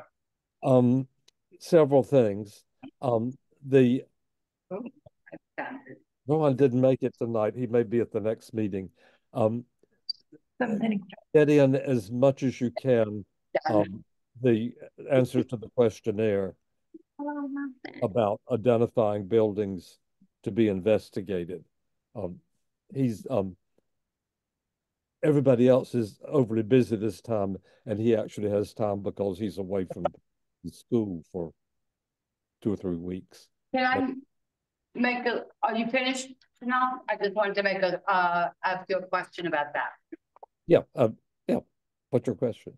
Well, I think just as we were talking about this MOU, which I know the restaurant on, was it Barrow Street, one is by Land to Feisty, has one of those, and I don't know where the others are, but it would be good to see how well those are actually being maintained.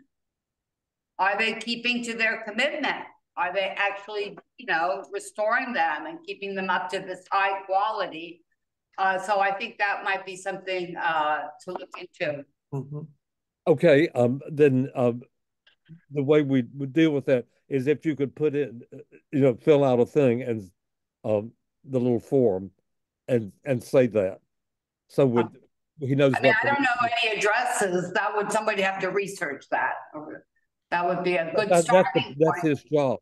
The point is to identify things for him to research. Yeah, so I think that would be really good one because this is people who've actually committed to it. And then renege on it, we should know about that when they come in for the next thing. And then thing. explain that it's the maintenance that's the question.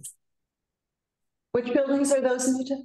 The MOU, just like the whatever it is, 11th Street or right. And one is by Land 2 by Sea, which is we saw that handrail or the gate or something.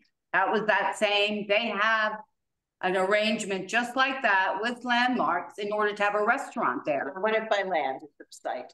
One of them, I'm thinking all, if I don't know where the others where they're anywhere, because my question is, does this really work? I mean, it would be curious to see. Well, let's start with that one as a practice and just send it in and we'll yeah, I'd be curious about the other ones as well. Yeah. Just a general follow-up.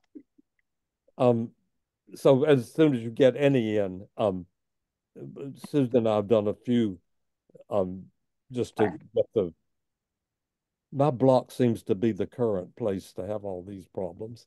And he's beginning to work on them and just go through the steps to see. He's a remarkable quick study about something as specific as landmarks and seems to have mastered the rather complicated, if in the end clear, website of the commission. Okay, are we over now? Because I really have to go. Is this go? Yeah. I just want to say about the strange thing of these meetings. Again, we're getting literally last minute layovers or outright withdrawals, and it has to do with with their meeting with the commission, which they do after they're scheduled, and our being tied to the open meeting things of a week ahead. So we're doing the best we can. We have I think it's a lot for you too. All that changing. Anything else that people need to be? Nope. Okay, we'll meet again on Monday. I would think not a terribly long one. Okay. Thank you. Thank you. Bye. Thank you, Eugene. Zach, have you in the Village News? The community paper. Oh, I don't know. Yeah. This is focused on the community, so you might find something interesting. Yeah. Can I take this one? Very much. You're welcome. Oh, Nice to see you, Zach. Yeah.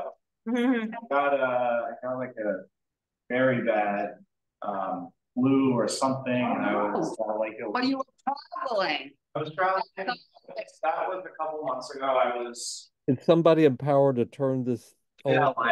Well, there you go. Yeah, it was nice.